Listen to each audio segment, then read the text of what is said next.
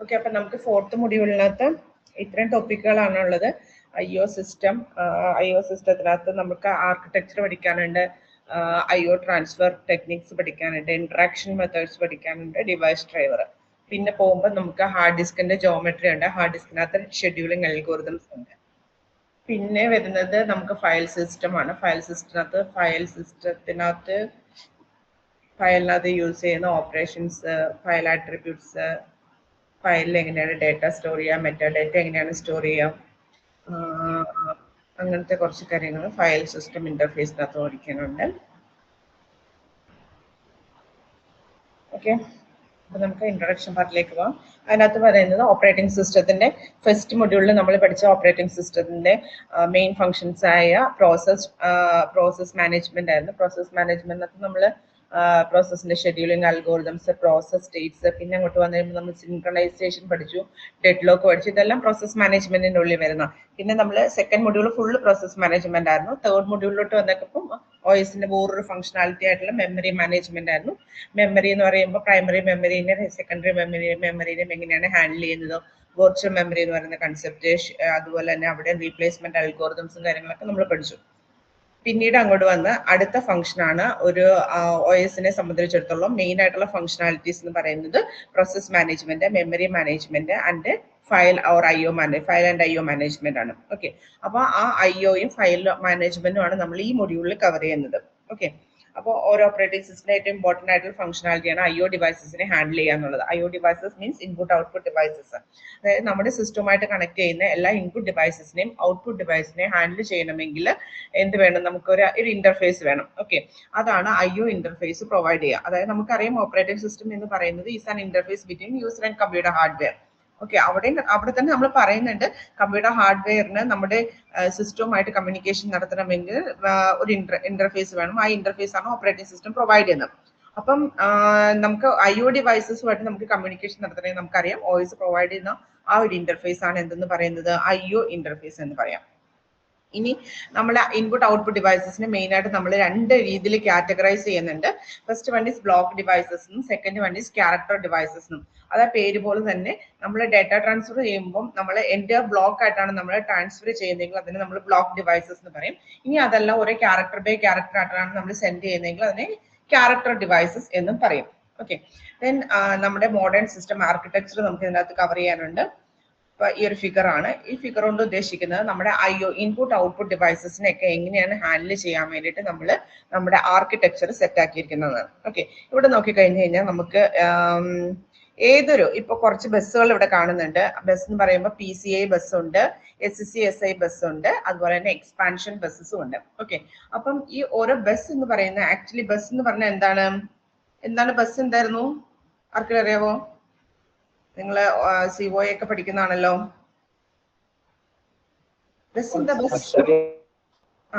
Actually നമുക്ക് data transfer ചെയ്യാനുള്ള ഒരു മീഡിയം. ഓക്കെ, നമുക്കറിയാം നമുക്ക് ഡേറ്റ എന്ന് പറയുന്നത് ഒന്നെങ്കിൽ പല രീതിയിൽ സെൻഡ് ചെയ്യാം, അല്ലെങ്കിൽ നമ്മൾ വയേഴ്സിലൂടെ സെൻഡ് ചെയ്യാം, അല്ലെങ്കിൽ എയറിലൂടെ സെൻഡ് ചെയ്യാം, അല്ലേ? അപ്പൊ നമുക്ക് ഇപ്പൊ നമ്മൾ വയേഴ്സിലോട്ടാണ് സെൻഡ് ചെയ്യണമെങ്കിൽ ഒരു മീഡിയം നമുക്ക് ആവശ്യമുണ്ട്, അല്ലെ? ആ മീഡിയം ആണ് ആക്ച്വലി ബസ് നമുക്ക് പ്രൊവൈഡ് ചെയ്യാം. ഓക്കെ, അപ്പൊ ഇവിടെ നോക്കിക്കഴിഞ്ഞു കഴിഞ്ഞാൽ PCI എന്ന് പറയുന്ന ബസ് ഉണ്ട്. അത് PCIയുടെ ഫുൾ ഫോം എന്ന് പറഞ്ഞാൽ പെരിഫറൽ കമ്പോണന്റ് ഇന്റർഫേസ് എന്നാണ്. Peripheral component interface. ഓക്കെ, ആ പേരിൽ തന്നെ നമുക്ക് എന്തുണ്ട്, പെരിഫറൽ ഡിവൈസസ് എന്ന് പറഞ്ഞാൽ IO ഡിവൈസസിന്റെ വേറൊരു പേരാണ് പെരിഫറൽ ഡിവൈസസ് എന്ന്. അതായത് ഏതൊരു ഇൻപുട്ട് ഔട്ട്പുട്ട് ഡിവൈസസിനെ നമുക്ക് എന്തെന്ന് പറയാം, പെരിഫറൽ ഡിവൈസ് എന്ന് പറയാം. എക്സ്റ്റേണലി നമ്മൾ കണക്ട് ചെയ്യുന്ന ഡിവൈസസ് എല്ലാം പെരിഫറൽ ഡിവൈസസ് ആണ്. ഓക്കെ, അപ്പൊ പെരിഫറൽ ഡിവൈസസുമായിട്ട് നമുക്ക് CPUനും മെമ്മറിക്കും എന്ത് ചെയ്യണം, ഡേറ്റ ട്രാൻസ്ഫർ ചെയ്യണം, അല്ലെ? ഇപ്പൊ നമുക്കിപ്പം നമ്മളൊരു C പ്രോഗ്രാം എഴുതി നമ്മൾ printf scanf എന്ന് പറയുന്ന സ്റ്റേറ്റ്മെന്റ് ഒക്കെ യൂസ് ചെയ്യുന്നുണ്ട്, അല്ലെ? printf എന്ന് പറഞ്ഞാൽ ഔട്ട്പുട്ട് സ്റ്റേറ്റ്മെന്റ് ആയിട്ടും scanf എന്ന് പറയുന്നത് ഇൻപുട്ട് സ്റ്റേറ്റ്മെന്റ് ആയിട്ടും നമ്മൾ യൂസ് ചെയ്യുന്നുണ്ട്. അവിടെ ഇൻപുട്ട് സ്റ്റേറ്റ്മെന്റ് scanf എന്ന് പറയുമ്പോൾ ആക്ച്വലി അവിടെ എന്താ സംഭവിക്കുന്നത്, നമ്മൾ കീബോർഡിൽ കൊടുക്കുന്ന വാല്യൂവിനെ എവിടെ കൊണ്ട് സ്റ്റോർ ചെയ്യാം, മെമ്മറിയിൽ കൊണ്ട് സ്റ്റോർ ചെയ്യല്ലേ ചെയ്യാം.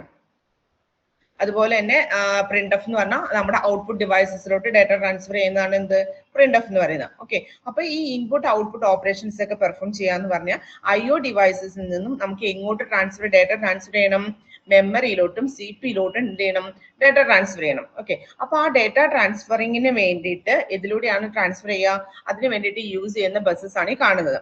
PCI എന്ന് പറഞ്ഞാൽ പെരിഫറൽ കമ്പോണന്റ് ഇന്റർഫേസ് ആണ്. ഇതെന്ന് പറയുന്നത് ഇവിടെ നമ്മൾ മെയിൻ ആയിട്ടും യൂസ് ചെയ്യുന്നത് മെമ്മറിക്കും CPU-നും കമ്മ്യൂണിക്കേഷൻ നടത്താൻ വേണ്ടിയിട്ട് യൂസ് ചെയ്യുന്ന ഒരു ബസ്സാണ് എന്ത്, PC. ഈ PCയുമായിട്ട് നമ്മൾ കണക്ട് ചെയ്യുന്ന ഡിവൈസസ് എന്ന് പറയുന്നത് മെജോറിറ്റിയും ഹൈ സ്പീഡ് ഡിവൈസസിനായിരിക്കും നമ്മൾ കണക്ട് ചെയ്യാം. ഓക്കെ, അപ്പൊ ഇവിടെ നമുക്ക് ഫിഗറിനകത്ത് നോക്കിക്കഴിഞ്ഞാൽ ഒരു മോണിറ്ററിനെ കൺട്രോൾ ചെയ്യാൻ വേണ്ടി ഒരു ഗ്രാഫിക്സ് കൺട്രോളർ ഉണ്ട്. അതുപോലെ തന്നെ പ്രോസസ്സർ, അതിനെ കൺട്രോൾ ചെയ്യാൻ വേണ്ടി bridge or memory controller, cache memory ഉണ്ട്. ഓക്കെ, SCSI കൺട്രോളർ ഉണ്ട്. താഴോട്ട് വന്നാൽ ID ഡിസ്ക് കൺട്രോളർ ഉണ്ട്, എക്സ്പാൻഷൻ ബസ് ഇന്റർഫേസ് ഉണ്ട്, ദെൻ കീബോർഡ് ഉണ്ട്. ഓക്കെ, ഇവിടെ എല്ലാം നോക്കിക്കഴിഞ്ഞാൽ നമുക്ക് മനസ്സിലാക്കാൻ പറ്റുന്ന ഒരു കാര്യം എന്ന് പറയുന്നത്, ഇപ്പോ പ്രോസസ്സർ എടുത്തു കഴിഞ്ഞാൽ, CPU എടുത്തു കഴിഞ്ഞാൽ, ഈ CPU-നും ബസ്സിനും ഇടയ്ക്ക് എന്ത് വരുന്നുണ്ട്, ഇന്റർഫേസ് വരുന്നത്, സോറി, ഒരു കൺട്രോളർ വരുന്നുണ്ട്. ഓക്കെ, ആക്ച്വലി ഈ കൺട്രോളറുടെ ഡ്യൂട്ടി എന്താന്ന് വെച്ചിട്ടുണ്ടെങ്കിൽ, ഈ കൺട്രോളർ ആണ് ഈ ഡേറ്റ ട്രാൻസ്ഫറിനെ മുഴുവനായിട്ടും കൺട്രോൾ ചെയ്യുന്ന ആ ഒരു ഹാർഡ്വെയർ മെക്കാനിസം എന്ന് പറയുന്നത്. ഓക്കെ, അതായത് നമ്മുടെ ഇൻപുട്ട് ഔട്ട്പുട്ട് ഡിവൈസസിന് മെമ്മറിയിലോട്ടും CPU-ലോട്ടും ഡേറ്റ ട്രാൻസ്ഫർ ചെയ്യാൻ വേണ്ടിയിട്ട് ബസ് വഴിയാണ് ട്രാൻസ്ഫർ ചെയ്യുക. അപ്പൊ ആ ബസ്സിനെ കൺട്രോൾ ചെയ്യാൻ വേണ്ടിയിട്ടുള്ളതാണ് ഓരോ കൺട്രോളറും നമ്മൾ യൂസ് ചെയ്യുന്നത്. PCI എന്ന് പറയുന്ന പെരിഫറൽ കമ്പോണന്റ് ഇന്റർഫേസ് എന്നാണ്. SCSI എന്ന് പറഞ്ഞാൽ സ്മോൾ സ്കെയിൽ സിസ്റ്റം ഇന്റർഫേസ് എന്നാണ്, small computer system interface. Okay, അപ്പൊ SCI-യിൽ നമ്മൾ കണക്ട് ചെയ്യുന്ന നമ്മുടെ ഹാർഡ് ഡിസ്ക് ഉണ്ടല്ലോ, നമ്മുടെ ഹാർഡ് ഡിസ്ക് എന്ന് പറയുന്നത് എന്താണ്, ആക്ച്വലി നമുക്കറിയാം ഒരു സെക്കൻഡറി സ്റ്റോറേജ് ഡിവൈസ് ആണെന്ന് അറിയാം അല്ലെ. അങ്ങനെ സ്ലോ ഡിവൈസസ് ഒക്കെ ആണെങ്കിൽ നമ്മൾ കണക്ട് ചെയ്യുന്നത് എപ്പോഴും ഏത് ബസ് ഉപയോഗിച്ചിട്ടായിരിക്കും, SCSI ബസ് ഉപയോഗിച്ചിട്ടായിരിക്കും നമ്മൾ കണക്ട് ചെയ്യാം. ഹൈ സ്പീഡ് ഡിവൈസസുമായിട്ടുള്ള കമ്മ്യൂണിക്കേഷൻ വരുന്നിടത്ത് നമ്മൾ ഏത് യൂസ് ചെയ്യും, PCI ബസ് ഉപയോഗിക്കും. ഇനി വളരെ ഫാസ്റ്റ് ആയിട്ടല്ല, സ്ലോ ആയിട്ടുള്ള ഡിവൈസസുമായിട്ടുള്ള കമ്മ്യൂണിക്കേഷൻ ആണ് എവിടെ വരാം, SCSI ബസ്സുമായിട്ട് വരാം.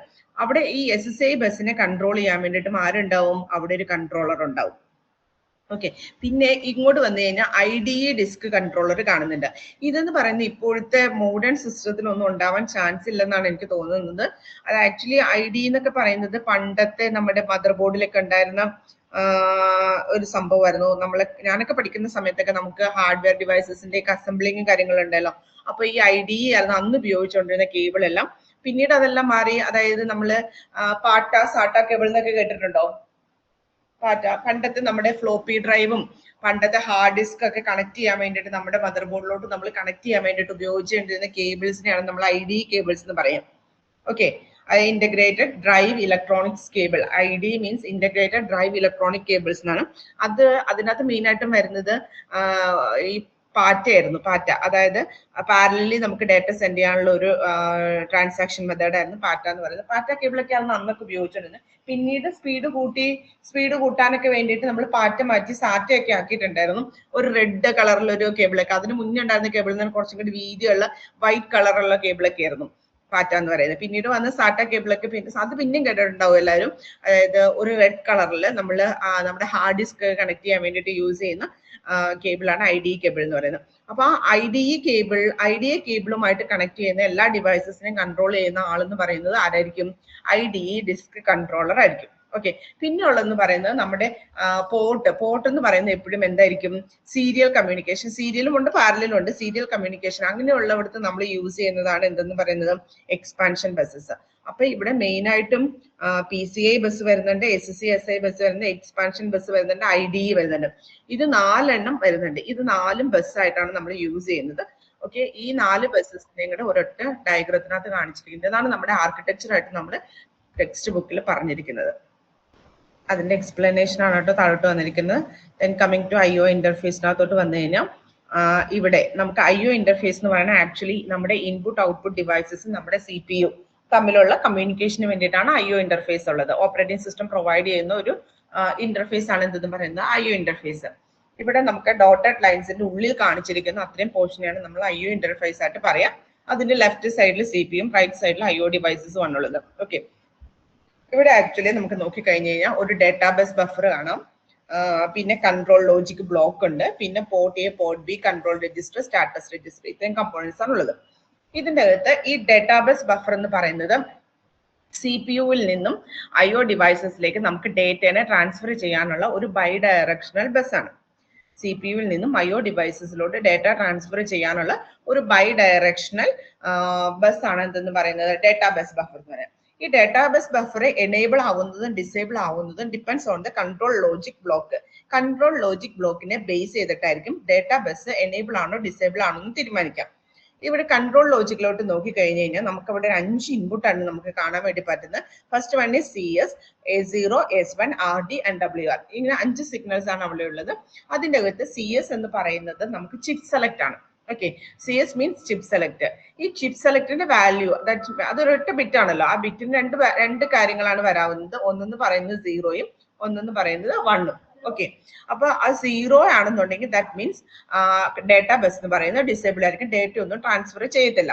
ഓക്കെ, ഇനി ഈ ചിപ്പ് സെലക്ട് എന്ന് പറയുന്നത് 1 ആണെങ്കിൽ മാത്രമാണ് എന്ത് വർക്ക് ആവുന്നുള്ളൂ, ആക്ച്വലി IO ഇന്റർഫേസിന് ഡേറ്റ ട്രാൻസ്ഫറിങ് നടക്കുന്നുള്ളൂ. ഓക്കെ, ചിപ്പ് സെലക്ട് 1 ആണെങ്കിൽ മാത്രം.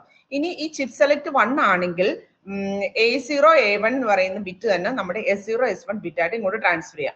അവിടെ എന്ന് പറയുന്ന 4 കോമ്പിനേഷൻസ് വരാം അല്ലെ, 00 01 10 11 അങ്ങനെ 4 കോമ്പിനേഷൻസ് വരാം. ഓക്കെ, അതെന്ന് പറയുന്നത് അതിനെ ബേസ് ചെയ്തിട്ടാണ് ഇപ്പൊ റൈറ്റ് സൈഡിൽ കാണിച്ചിരിക്കുന്ന port A, port B, control register and status register. ഇതിൽ 4എണ്ണത്തിലും ഏതാണ് എനേബിൾ ആക്കേണ്ടതെന്ന് തീരുമാനിക്കുന്നത് ഏത് ബിറ്റാണ്? S0 S1 എന്ന് പറയുന്ന 2 ബിറ്റാണ്. S0 S1 എന്ന് പറയുന്നത് 00 ആണെന്നുണ്ടെങ്കിൽ പോർട്ട് എയിലൂടെ ആയിരിക്കും എന്ത് ട്രാൻസ്ഫർ ചെയ്യുക, നമ്മുടെ IO ഡേറ്റ ട്രാൻസ്ഫറിങ് നടക്കുക. ഇനി S0 S1 എന്ന് പറയുന്നത് 01 ആണെന്നുണ്ടെങ്കിൽ ചിപ്പ് സെലക്ട് 1 ആണെങ്കിൽ മാത്രമാണ് ഈ കൺട്രോൾ ലോജിക് ബ്ലോക്ക് എനേബിൾ ആവത്തുള്ളൂ. അവിടെ S0 S1 എന്ന് പറയുന്നത് 00 01 10 11 4 കോമ്പിനേഷൻസ് ഉണ്ടാവും. S0 S1 എന്ന് പറയുന്നത് 00 ആണെന്നുണ്ടെങ്കിൽ പോർട്ട് എയിലൂടെ ആയിരിക്കും ഡേറ്റ ട്രാൻസ്ഫറിങ് നടക്കുക. S0 S1 എന്ന് പറയുന്നത് 01 ആണെങ്കിൽ പോർട്ട് B ആയിരിക്കും എനേബിൾ ആവുക. ഇനി S0 S1 എന്ന് പറയുന്നത് 10 ആണെന്നുണ്ടെങ്കിൽ കൺട്രോൾ രജിസ്റ്റർ ആയിരിക്കും എനേബിൾ ആവാം. 11 ആണെന്നുണ്ടെങ്കിൽ സ്റ്റാറ്റസ് രജിസ്റ്റർ ആയിരിക്കും എനേബിൾ ആവാം.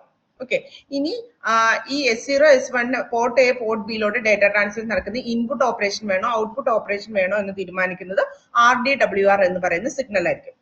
RD ആണെന്നുണ്ടെങ്കിൽ മീൻസ് എന്തായിരിക്കും, റീഡ് ഓപ്പറേഷൻ ആയിരിക്കും പെർഫോം ചെയ്യുക. ഓക്കെ, റീഡ് ഓപ്പറേഷൻ എന്ന് പറയുമ്പോൾ എവിടെ നിന്ന് എങ്ങോട്ടാണ് ട്രാൻസ്ഫറിങ് നടക്കുക? IO ഡിവൈസിൽ നിന്ന് CPU-ലോട്ടും. റൈറ്റ് ഓപ്പറേഷൻ ആണെന്നുണ്ടെങ്കിൽ CPU-ൽ നിന്നും IO ഡിവൈസിലേക്കും ഡേറ്റ ട്രാൻസ്ഫറിങ് നടക്കാം. ഓക്കെ, ആ ഡേറ്റ ട്രാൻസ്ഫർ നടക്കുമ്പോൾ ഈ S0 S1 എന്ന് പറയുന്ന 00 RD ആണെന്നുണ്ടെങ്കിൽ അതിന്റെ മീനിങ് എന്തായിരിക്കും? S0 S1 എന്ന് പറയുന്ന 00യും RD സിഗ്നൽ ആണ് എനേബിൾ 1 എങ്കിൽ WR 0 ആണെന്നുണ്ടെങ്കിൽ അതിന്റെ അർത്ഥം എന്തായിരിക്കും?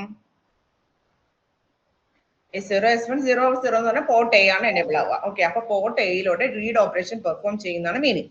ഓക്കെ, ഇനി S0 S1 എന്ന് പറയുന്നത് 11 ആണെന്നുണ്ടെങ്കിൽ അതിന്റെ മീനിങ് എന്തായിരിക്കും?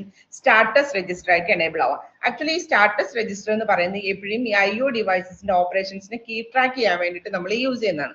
അതായത് IO ഡേറ്റ ട്രാൻസ്ഫറിങ് എന്ന് പറയുന്നത് കംപ്ലീറ്റ് ആയോ ഇല്ലയോ എന്ന് സ്റ്റാറ്റസ് രജിസ്റ്റർ ആണ് ഇൻഡിക്കേറ്റ് ചെയ്യാം. ഓക്കെ, സ്റ്റാറ്റസ് രജിസ്റ്റർ എന്ന് പറയുമ്പോഴും എന്താണ് മീൻ ചെയ്യുന്നത്? അതായത് IO devices data transferring complete ചെയ്തോ ഇല്ലയോ എന്ന് അറിയാൻ വേണ്ടിയിട്ടാണ് എന്ത് യൂസ് ചെയ്യുന്നത്? സ്റ്റാറ്റസ് രജിസ്റ്റർ യൂസ് ചെയ്യുന്നത്. പിന്നെ കൺട്രോൾ രജിസ്റ്റർ എന്ന് പറഞ്ഞിട്ടുണ്ടെങ്കിൽ നമ്മൾ കൺട്രോൾ വേർഡാണ് കൺട്രോൾ രജിസ്റ്ററിനകത്ത് ഉണ്ടാവുക. ഓക്കെ, അത് നിങ്ങൾ COAക്കകത്ത് പഠിച്ചിട്ടുണ്ടാവും അല്ലെ? കൺട്രോൾ വേർഡ് എന്ന് പറഞ്ഞാൽ എന്തായിരിക്കും? അതായത് ആ കൺട്രോൾ വേർഡിനെ ബേസ് ചെയ്തിട്ടായിരിക്കും ഓപ്പറേഷൻ പെർഫോം ചെയ്യാം. ഓക്കെ, ഇനി ഇതിനകത്ത് പറയാനുള്ളത് ഇന്റേണൽ ബസ് എന്ന് പറയുന്നത് ഇവയെല്ലാത്തിനെയും കൂടി തമ്മിൽ കണക്ട് ചെയ്യുന്ന ഒരു ഇന്റർഫേസ് ആണ് ഇന്റേണൽ ബസ് എന്ന് പറയാം. ഉള്ളൂ എന്ന് തോന്നുന്നു ഇതിനകത്ത്. ഓക്കെ, അപ്പൊ ആക്ച്വലി IO ഇന്റർഫേസ് എന്താണെന്ന് ചോദിച്ചു കഴിഞ്ഞാൽ നമ്മൾ ആക്ച്വലി ഈ ഒരു ഫിഗർ വെച്ചിട്ടാണ് എക്സ്പ്ലെയിൻ ചെയ്യേണ്ടത് കേട്ടോ. ഇപ്പൊ പറഞ്ഞ കാര്യങ്ങളൊക്കെ ഇങ്ങോട്ട് എഴുതിയിട്ടുണ്ട് കുറെയൊക്കെ. S0 S1 ആ സിഗ്നലിന്റെ കാര്യം ഇതിനകത്ത് എഴുതിയിട്ടില്ല. ആക്ച്വലി ഓരോന്നും എന്താണെന്നുള്ളത് മാത്രമേ നമ്മളിവിടെ എഴുതി വെച്ചിട്ടുള്ളൂ കേട്ടോ. Okay, then coming to mode of transfer.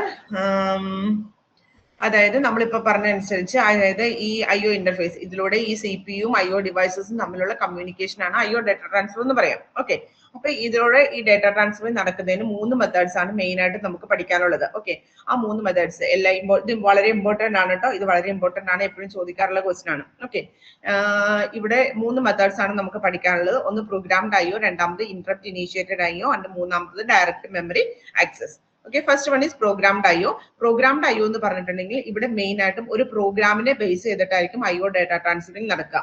ഇപ്പൊ നമ്മൾ പറഞ്ഞ സി പ്രോഗ്രാമിങ്ങിനകത്ത് നമ്മൾ കൊടുത്തിരിക്കുന്ന printf, scanf പോലുള്ള സ്റ്റേറ്റ്മെന്റ്സ്, ആ സ്റ്റേറ്റ്മെന്റ് എക്സിക്യൂട്ട് ചെയ്യുന്നത് വഴിയായിരിക്കും എന്ത് ചെയ്യാം?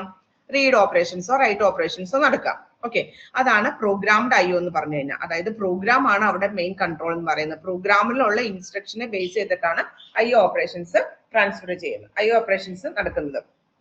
ഓക്കെ, ഈ ട്രാൻസ്ഫർ എന്ന് പറയുന്നത് എപ്പോഴും CPU-യും അതുപോലെ തന്നെ മെമ്മറിയും തമ്മിലായിരിക്കും എന്ത് നടക്കുക, ഡേറ്റ ട്രാൻസ്ഫറിങ് നടക്കുക. ഇനി ഇവിടുത്തെ ഒരു ഡിസഡ്വാൻറ്റേജ് എന്താന്ന് ചോദിച്ചു കഴിഞ്ഞിട്ടുണ്ടെങ്കിൽ, ഈ പ്രോഗ്രാംഡ് IOയുടെ ഏറ്റവും മെയിൻ ആയിട്ടുള്ള ഡിസഡ്വാൻറ്റേജ് എന്താന്ന് വെച്ചാൽ, ഇപ്പൊ ഓരോ പ്രാവശ്യവും ഈ IO ഓപ്പറേഷൻസ് നടക്കുന്ന സമയത്ത് CPU-ന് ഫ്രീ ആയിട്ട് ഇരിക്കാൻ പറ്റത്തില്ല, അല്ലെങ്കിൽ CPU-ന് വേറെ ഓപ്പറേഷൻസ് ഒന്നും പെർഫോം ചെയ്യാനായിട്ട് സാധിക്കില്ല. എപ്പോഴും ഇതിന്റെ സ്റ്റാറ്റസ് എന്ന് പറയുന്നത് ചെക്ക് ചെയ്തുകൊണ്ടേ ഇരിക്കണം. ഓക്കെ, അതായത് ഓരോ സമയത്തും ഈ IO ഓപ്പറേഷൻസ് കംപ്ലീറ്റ് ആവുന്നുണ്ടോ എന്ന് CPU എന്ത് ചെയ്യണം, എപ്പോഴും അതിനെ ചെക്ക് ചെയ്തുകൊണ്ടേയിരിക്കണം. അതിന്റെ സ്റ്റാറ്റസ് എന്ന് പറയുന്നത് ചെക്ക് ചെയ്തുകൊണ്ടേ ഇരിക്കണം. ഓക്കെ, അതെന്ന് പറയുന്നത് CPU-നെ സംബന്ധിച്ചിടത്തോളം എന്താണ് പറയാം, ഒരു ഓവർ ഹെഡ് ആയിട്ടാണ് വരിക. അതായത് CPU എന്ന് പറയുന്നത് CPU-ന് വേറെ പണികളൊന്നും ചെയ്യാൻ പറ്റാതെ എപ്പോഴും ഇതിന്റെ സ്റ്റാറ്റസ് ചെക്ക് ചെയ്തുകൊണ്ടിരിക്കുന്ന ഒരു സിനാരിയോ വരും. അതാണ് ഇതിന്റെ ഒരു ഡിസഡ്വാൻറ്റേജ് ആയിട്ട് നമ്മൾ ഇവിടെ പറയുന്നത്. ഇതിനകത്തൊരു ഫിഗർ കാണിച്ചിട്ടുണ്ട്, നോക്കിക്കഴിഞ്ഞാൽ നമുക്ക് മനസ്സിലാവും. CPU ഉണ്ടോ, ഒരു റീഡ് ഓപ്പറേഷൻസ് വന്നു. ഓക്കെ, അതായത് CPU-യിൽ നിന്നും IO ഡിവൈസസിലോട്ട് കൺട്രോൾ പോകും. അപ്പൊ എന്താണ്, IO ഡിവൈസസിന്റെ സ്റ്റാറ്റസ് എന്ത് ചെയ്തു, റീഡ് ചെയ്തു. ഓക്കെ, എന്നിട്ട് അതിന്റെ സ്റ്റാറ്റസ് എന്ന് പറയുന്നത് ചെക്ക് ചെയ്തു. ഡിവൈസ് റെഡി ആണെന്നുണ്ടെങ്കിൽ ഡേറ്റ റീഡ് ചെയ്തു. ഡിവൈസ് റെഡി അല്ലെങ്കിൽ പിന്നെ CPU എന്ത് ചെയ്യണം, ഈ സ്റ്റാറ്റസ് IO ഡിവൈസസിന്റെ സ്റ്റാറ്റസ് എന്ത് ചെയ്യണം, എപ്പോഴും ഇങ്ങനെ ചെക്ക് ചെയ്തുകൊണ്ടിരിക്കണം. ഓക്കെ, ഇനി എപ്പോഴാണോ ഡിവൈസ് റെഡി ആവുന്നത് അന്നേരം മാത്രമേ എന്ത് ചെയ്യുള്ളൂ, ഡേറ്റ ട്രാൻസ്ഫറിങ് നടക്കുള്ളൂ. ഓക്കെ, ഇനി റൈറ്റ് ചെയ്യാനാണെങ്കിൽ എന്താണ്, നമുക്ക് ഡേറ്റ റീഡ് ചെയ്തിട്ട് ഉടനെ തന്നെ എന്ത് ചെയ്യും, CPU-യിൽ നിന്ന് മെമ്മറിയിലോട്ട് ഡേറ്റനെ റൈറ്റ് ചെയ്യും. ഓക്കെ, അപ്പൊ ഇവിടുത്തെ ഒരു പ്രശ്നം എന്താന്ന് വെച്ചിട്ടുണ്ടെങ്കിൽ CPU ഫുൾ ടൈം എന്തായിരിക്കും, ഈ ലൂപ്പിൽ കിടന്നിങ്ങനെ ബിസി ആയിട്ട് കളിക്കും. ഓക്കെ, ഇതാണ് പ്രോഗ്രാംഡ് IO എന്ന് പറയുന്ന കൺസെപ്റ്റ്. ഇനി next one is interrupt initiated IO. ഇതെന്ന് പറയുന്നത് CPU-ന്റെ ആ ഒരു ഓവർഹെഡ് കുറയ്ക്കുക എന്നുള്ള ഉദ്ദേശത്തോടു കൂടിയാണ് ഇന്ററപ്റ്റ് ഇനീഷ്യേറ്റഡ് IO വർക്ക് ചെയ്യുന്നത്. അതായത് നമ്മൾ പറയുന്നത് CPU എന്ന് പറയുന്ന ഫുൾ ടൈം എന്താണ്, IOയുടെ സ്റ്റാറ്റസ് ചെക്ക് ചെയ്തുകൊണ്ടിരിക്കുന്ന ഒരു സിനാരിയോ ആണ് നമ്മൾ പ്രോഗ്രാംഡ് IO-ൽ പറഞ്ഞത്. ഇന്ററപ്റ്റ് ഇനീഷ്യേറ്റഡ് IO എന്ന് പറഞ്ഞു കഴിഞ്ഞാൽ അവിടെ ഇന്ററപ്റ്റിനെ ബേസ് ചെയ്തിട്ടാണ് വർക്ക് ചെയ്യുക. ഓക്കെ, അതായത് എപ്പോഴും എന്ത് ചെയ്യേണ്ട, ഈ OS എന്ന് പറയുന്നത് സ്റ്റാറ്റസ് IO ഡിവൈസസിന്റെ സ്റ്റാറ്റസ് ചെക്ക് ചെയ്യാൻ നിൽക്കേണ്ട. ഏതെങ്കിലും ഒരു ഇന്ററപ്റ്റ്സ് വരുമ്പോൾ മാത്രം എന്ത് ചെയ്താൽ മതി, IO ഡിവൈസസ് റെഡി ആണോ എന്ന് നോക്കുക, എന്നിട്ട് ഡേറ്റ ട്രാൻസ്ഫർ നടത്തുക. അപ്പൊ ആ ഇന്ററപ്റ്റ്സിനെ ബേസ് ചെയ്തിട്ടായിരിക്കും, ഇന്ററപ്റ്റ് വരുന്നതിനനുസരിച്ച് മാത്രം എന്ത് ചെയ്യുള്ളൂ, OS എന്ന് പറയുന്നത് സ്വിച്ച് ചെയ്യുന്നുള്ളൂ. ഓക്കെ, അങ്ങനെയുള്ള ഒരു മെത്തഡോളജിയാണ് എന്തെന്ന് പറയുന്നത്, ഇന്ററപ്റ്റ് ഇനീഷ്യേറ്റഡ് IO എന്ന് പറയുന്നത്.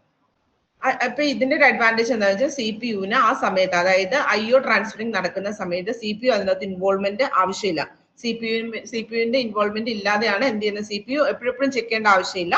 പക്ഷെ എപ്പോഴാണ് ഇന്ററപ്റ്റ്സ് വരുമ്പോൾ നമ്മൾ എന്ത് ചെയ്യേണ്ടി വരും, ചെക്ക് ചെയ്യേണ്ടി വരും. അതാണ് ഈ ഇന്ററപ്റ്റ് ഇനീഷ്യേറ്റഡ് IO-യുടെ പ്രത്യേകത. ഇവിടെ നോക്കിക്കഴിഞ്ഞാൽ CPU ഡിവൈസ് ഡ്രൈവർ ഇനീഷ്യേറ്റ് ചെയ്യുന്നുണ്ട്. ഓക്കെ, ഡിവൈസ് ഡ്രൈവർ ഇനീഷ്യേറ്റ് ചെയ്യുന്നു. ദെൻ എന്താണ്, IO ഓപ്പറേഷൻസ് ഇനീഷ്യേറ്റ് ചെയ്യുന്നു.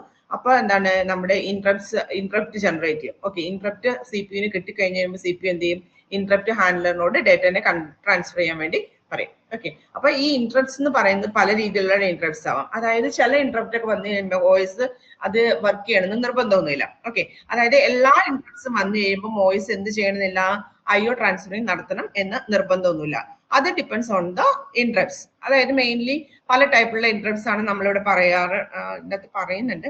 Okay, type of interrupts, hardware or software interrupts. Hardware interrupts എന്ന് പറഞ്ഞിട്ടുണ്ടെങ്കിൽ നമ്മൾ ഏതെങ്കിലും ഒരു എക്സ്റ്റേണൽ ഡിവൈസസ് കണക്ട് ചെയ്യുമ്പോൾ ആ ഡിവൈസസിൽ നിന്ന് നമുക്ക് കിട്ടുന്ന ഇന്ററപ്റ്റ്സ്, അതായത് ആ ഡിവൈസ് കണക്ട് ചെയ്തത് മൂലം ഉണ്ടാകുന്ന ഇന്ററപ്റ്റ്സിനെയാണ് നമ്മൾ എന്ത് പറയാം, ഹാർഡ്വെയർ ഇന്ററപ്റ്റ്സ് എന്ന് പറയാം. ഇനി സോഫ്റ്റ്വെയർ ഇന്ററപ്റ്റ്സ് എന്ന് പറഞ്ഞാൽ പ്രോഗ്രാമിലെ എന്തെങ്കിലും ഒരു എന്താ പറയാ ലോജിക്കൽ ആയിട്ടുള്ള എറർ മൂലം നമുക്ക് എന്ത് ചെയ്യാം, ഇന്ററപ്റ്റ്സ് ജനറേറ്റ് ചെയ്യാം. ഓക്കെ, പല എക്സാമ്പിളിനകത്ത് നമ്മളിപ്പോ ഈ വോയിസിനകത്ത് തന്നെ പല എക്സാമ്പിളിനകത്ത് നമ്മൾ ഹാർഡ്വെയർ ഇന്ററപ്റ്റ് സോഫ്റ്റ്വെയർ ഇന്ററപ്റ്റും കണ്ടിട്ടുണ്ട്. എക്സാമ്പിൾ ആയിട്ട് പറയുകയാണെങ്കിലും സോഫ്റ്റ്വെയർ ഇന്ററപ്റ്റിന് എക്സാമ്പിൾ ആണ് നമ്മളിപ്പോ ഏതെങ്കിലും നമ്മൾ പ്രോഗ്രാമൊക്കെ ചെയ്യുന്ന സമയത്ത് ഡിവിഷൻ ഓപ്പറേഷൻസ് പെർഫോം ചെയ്യാറുണ്ട് അല്ലെ. ഡിവിഷൻ ഓപ്പറേഷൻ പെർഫോം ചെയ്യുമ്പോൾ ഞാൻ അറിയാതെ ഇപ്പൊ ഞാൻ ലോജിക്കൽ എറർ ആണെന്ന് പറയുന്നത് എന്താ, നമുക്ക് സിന്റാക്സ് എറർ ആണെന്നുണ്ടെങ്കിൽ കമ്പൈലർ നമുക്ക് സിന്റാക്സ് എറർ കാണിച്ചു തരും. പക്ഷെ ലോജിക്കൽ എറർ നമുക്ക് അങ്ങനെ കണ്ടുപിടിക്കാൻ പറ്റുമോ? ലോജിക്കൽ എറർ എന്ന് പറയുന്നത് ഇപ്പൊ ഞാനൊരു നമ്പറിനെ 0 കൊണ്ട് ഡിവൈഡ് ചെയ്യാൻ വേണ്ടിയിട്ട് ശ്രമിക്കാതിരിക്കാം. അപ്പൊ അത് ഡിവൈഡഡ് ബൈ 0 എന്ന് പറയുന്ന ഒരു എറർ ആണ് ജനറേറ്റ് ചെയ്യാം അല്ലെ. ഡിവൈഡഡ് ബൈ 0 എന്ന് പറയുന്ന ഒരു എറർ ആണ് ജനറേറ്റ് ചെയ്യാം. അപ്പൊ ആ എറർ എന്ന് പറയുന്നത് actually it's an interrupt, that is called an software interrupt. അതൊരു സോഫ്റ്റ്വെയർ ഇന്ററപ്റ്റ് ആണ്. അതല്ലെങ്കിൽ ഇപ്പൊ ഞാൻ പറയണം, ഇപ്പൊ അറേയുടെ സൈസ് ഞാൻ 10 ആയിട്ട് കൊടുത്തിട്ട് ഒരു പ്രോഗ്രാം ചെയ്യുക. ഓക്കെ, എന്നിട്ട് ഞാൻ അറേയുടെ സൈസ് 10 ആണ് കൊടുത്തിരിക്കുന്നത്, ഞാൻ എന്താണ് ഒരു 15 നമ്പർ അതിനകത്തേക്ക് സ്റ്റോർ ചെയ്യാൻ ശ്രമിക്കുകയാണെന്നുണ്ടെങ്കിൽ പറയും അറേ ബൗണ്ട് ഒരു എറർ കാണിക്കുമല്ലേ, അതായത് അറേയുടെ ലിമിറ്റ് എന്ന് പറയുന്നതിനേക്കാളും കൂടുതൽ നമ്പർ ഞാൻ സ്റ്റോർ ചെയ്യാൻ വേണ്ടിയിട്ട് നോക്കുന്നു എന്നുള്ള രീതിയിൽ പറയും അല്ലെ. അതൊക്കെ എന്ന് പറയുന്നത് സോഫ്റ്റ്വെയർ ഇന്ററപ്റ്റുകൾ, അതായത് പ്രോഗ്രാമിലെ ഒരു ഇൻസ്ട്രക്ഷൻസ് മൂലം ഉണ്ടാകുന്ന ഇന്ററപ്റ്റ്സുകളാണ്. അതെല്ലാം സോഫ്റ്റ്വെയർ ഇന്ററപ്റ്റ്സ് ആണ്. ഹാർഡ്വെയർ എന്ന് പറഞ്ഞാൽ നമ്മൾ എക്സ്റ്റേണൽ ഡിവൈസസ് കണക്ട് ചെയ്യുമ്പോൾ കിട്ടുന്ന ഇന്ററപ്റ്റ്സ് ആണ് എന്തെന്ന് പറയുന്നത് ഹാർഡ്വെയർ ഇന്ററപ്റ്റ്സ് എന്ന് പറയാം. ഓക്കെ, ഇനി ഈ ഹാർഡ്വെയർ സോഫ്റ്റ്വെയർ ഇന്ററപ്റ്റ് ആണ് ആക്ച്വലി എക്സ്റ്റേണൽ ആൻഡ് ഇന്റേണൽ എന്ന് പറഞ്ഞാൽ അത് തന്നെയാണ് കേട്ടോ. എക്സ്റ്റേണൽ ഇന്ററപ്റ്റ്സ് എന്ന് പറഞ്ഞു കഴിഞ്ഞാൽ ഡിവൈസസ് കണക്ട് ചെയ്യുമ്പോൾ ഉള്ളതും, ഇന്റേണൽ എന്ന് പറഞ്ഞു കഴിഞ്ഞാൽ നമ്മുടെ ഇൻസ്ട്രക്ഷൻസ് മൂലം ഉണ്ടാകുന്ന ഇന്ററപ്റ്റ്സ് ആണ് ഇന്റേണൽ എന്ന് പറയാം. പിന്നെ നമ്മൾ ഈ എന്താ പറയാ ഇന്ററപ്റ്റ്സിനെ മാസ്കബിൾ ആൻഡ് നോൺ മാസ്കബിൾ ഇന്ററപ്റ്റ്സിന് ക്ലാസിഫൈ ചെയ്തിട്ടുണ്ട്. അത് ആക്ച്വലി എന്താണെന്ന് വെച്ചിട്ടുണ്ടെങ്കിൽ ഞാൻ ഇപ്പൊ പറഞ്ഞല്ലോ, OS എന്ന് പറയുന്നത് എല്ലാ ഇന്ററപ്റ്റ്സ് വന്നു കഴിയുമ്പോഴും വർക്ക് ചെയ്യണമെന്ന് നിർബന്ധമൊന്നുമില്ല. ഓക്കെ, എല്ലാ ഇന്ററപ്റ്റ്സ് വന്നു കഴിയുമ്പോഴും വർക്ക് ചെയ്യണമെന്നില്ല. ഓക്കെ, അപ്പം ഈ മാസ്കബിൾ ഇന്ററപ്റ്റ് ആണെന്നുണ്ടെങ്കിൽ OS അത് ഇഗ്നോർ ചെയ്യാം. ഓക്കെ, പക്ഷെ നോൺ മാസ്കബിൾ ഇന്ററപ്റ്റ് വരികയാണെങ്കിൽ OS ഒരിക്കലും ഇഗ്നോർ ചെയ്യാൻ പറ്റത്തില്ല. കാരണം നോൺ മാസ്കബിൾ എന്ന് പറഞ്ഞു കഴിഞ്ഞാൽ അതിനാണ് കൂടുതൽ പ്രയോറിറ്റി.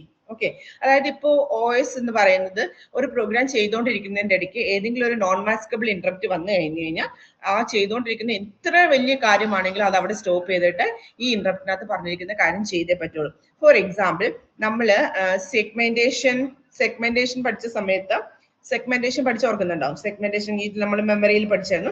ആ സെഗ്മെന്റേഷൻ പഠിച്ച സമയത്ത് നമ്മൾ പറഞ്ഞിട്ടുണ്ടായിരുന്നു, അവിടെ നമ്മള് സെഗ്മെന്റ് രജിസ്റ്ററിനകത്ത് ഒരു ബേസ് വാല്യൂയും കാണും, ഒരു ലിമിറ്റ് വാല്യൂയും കാണും.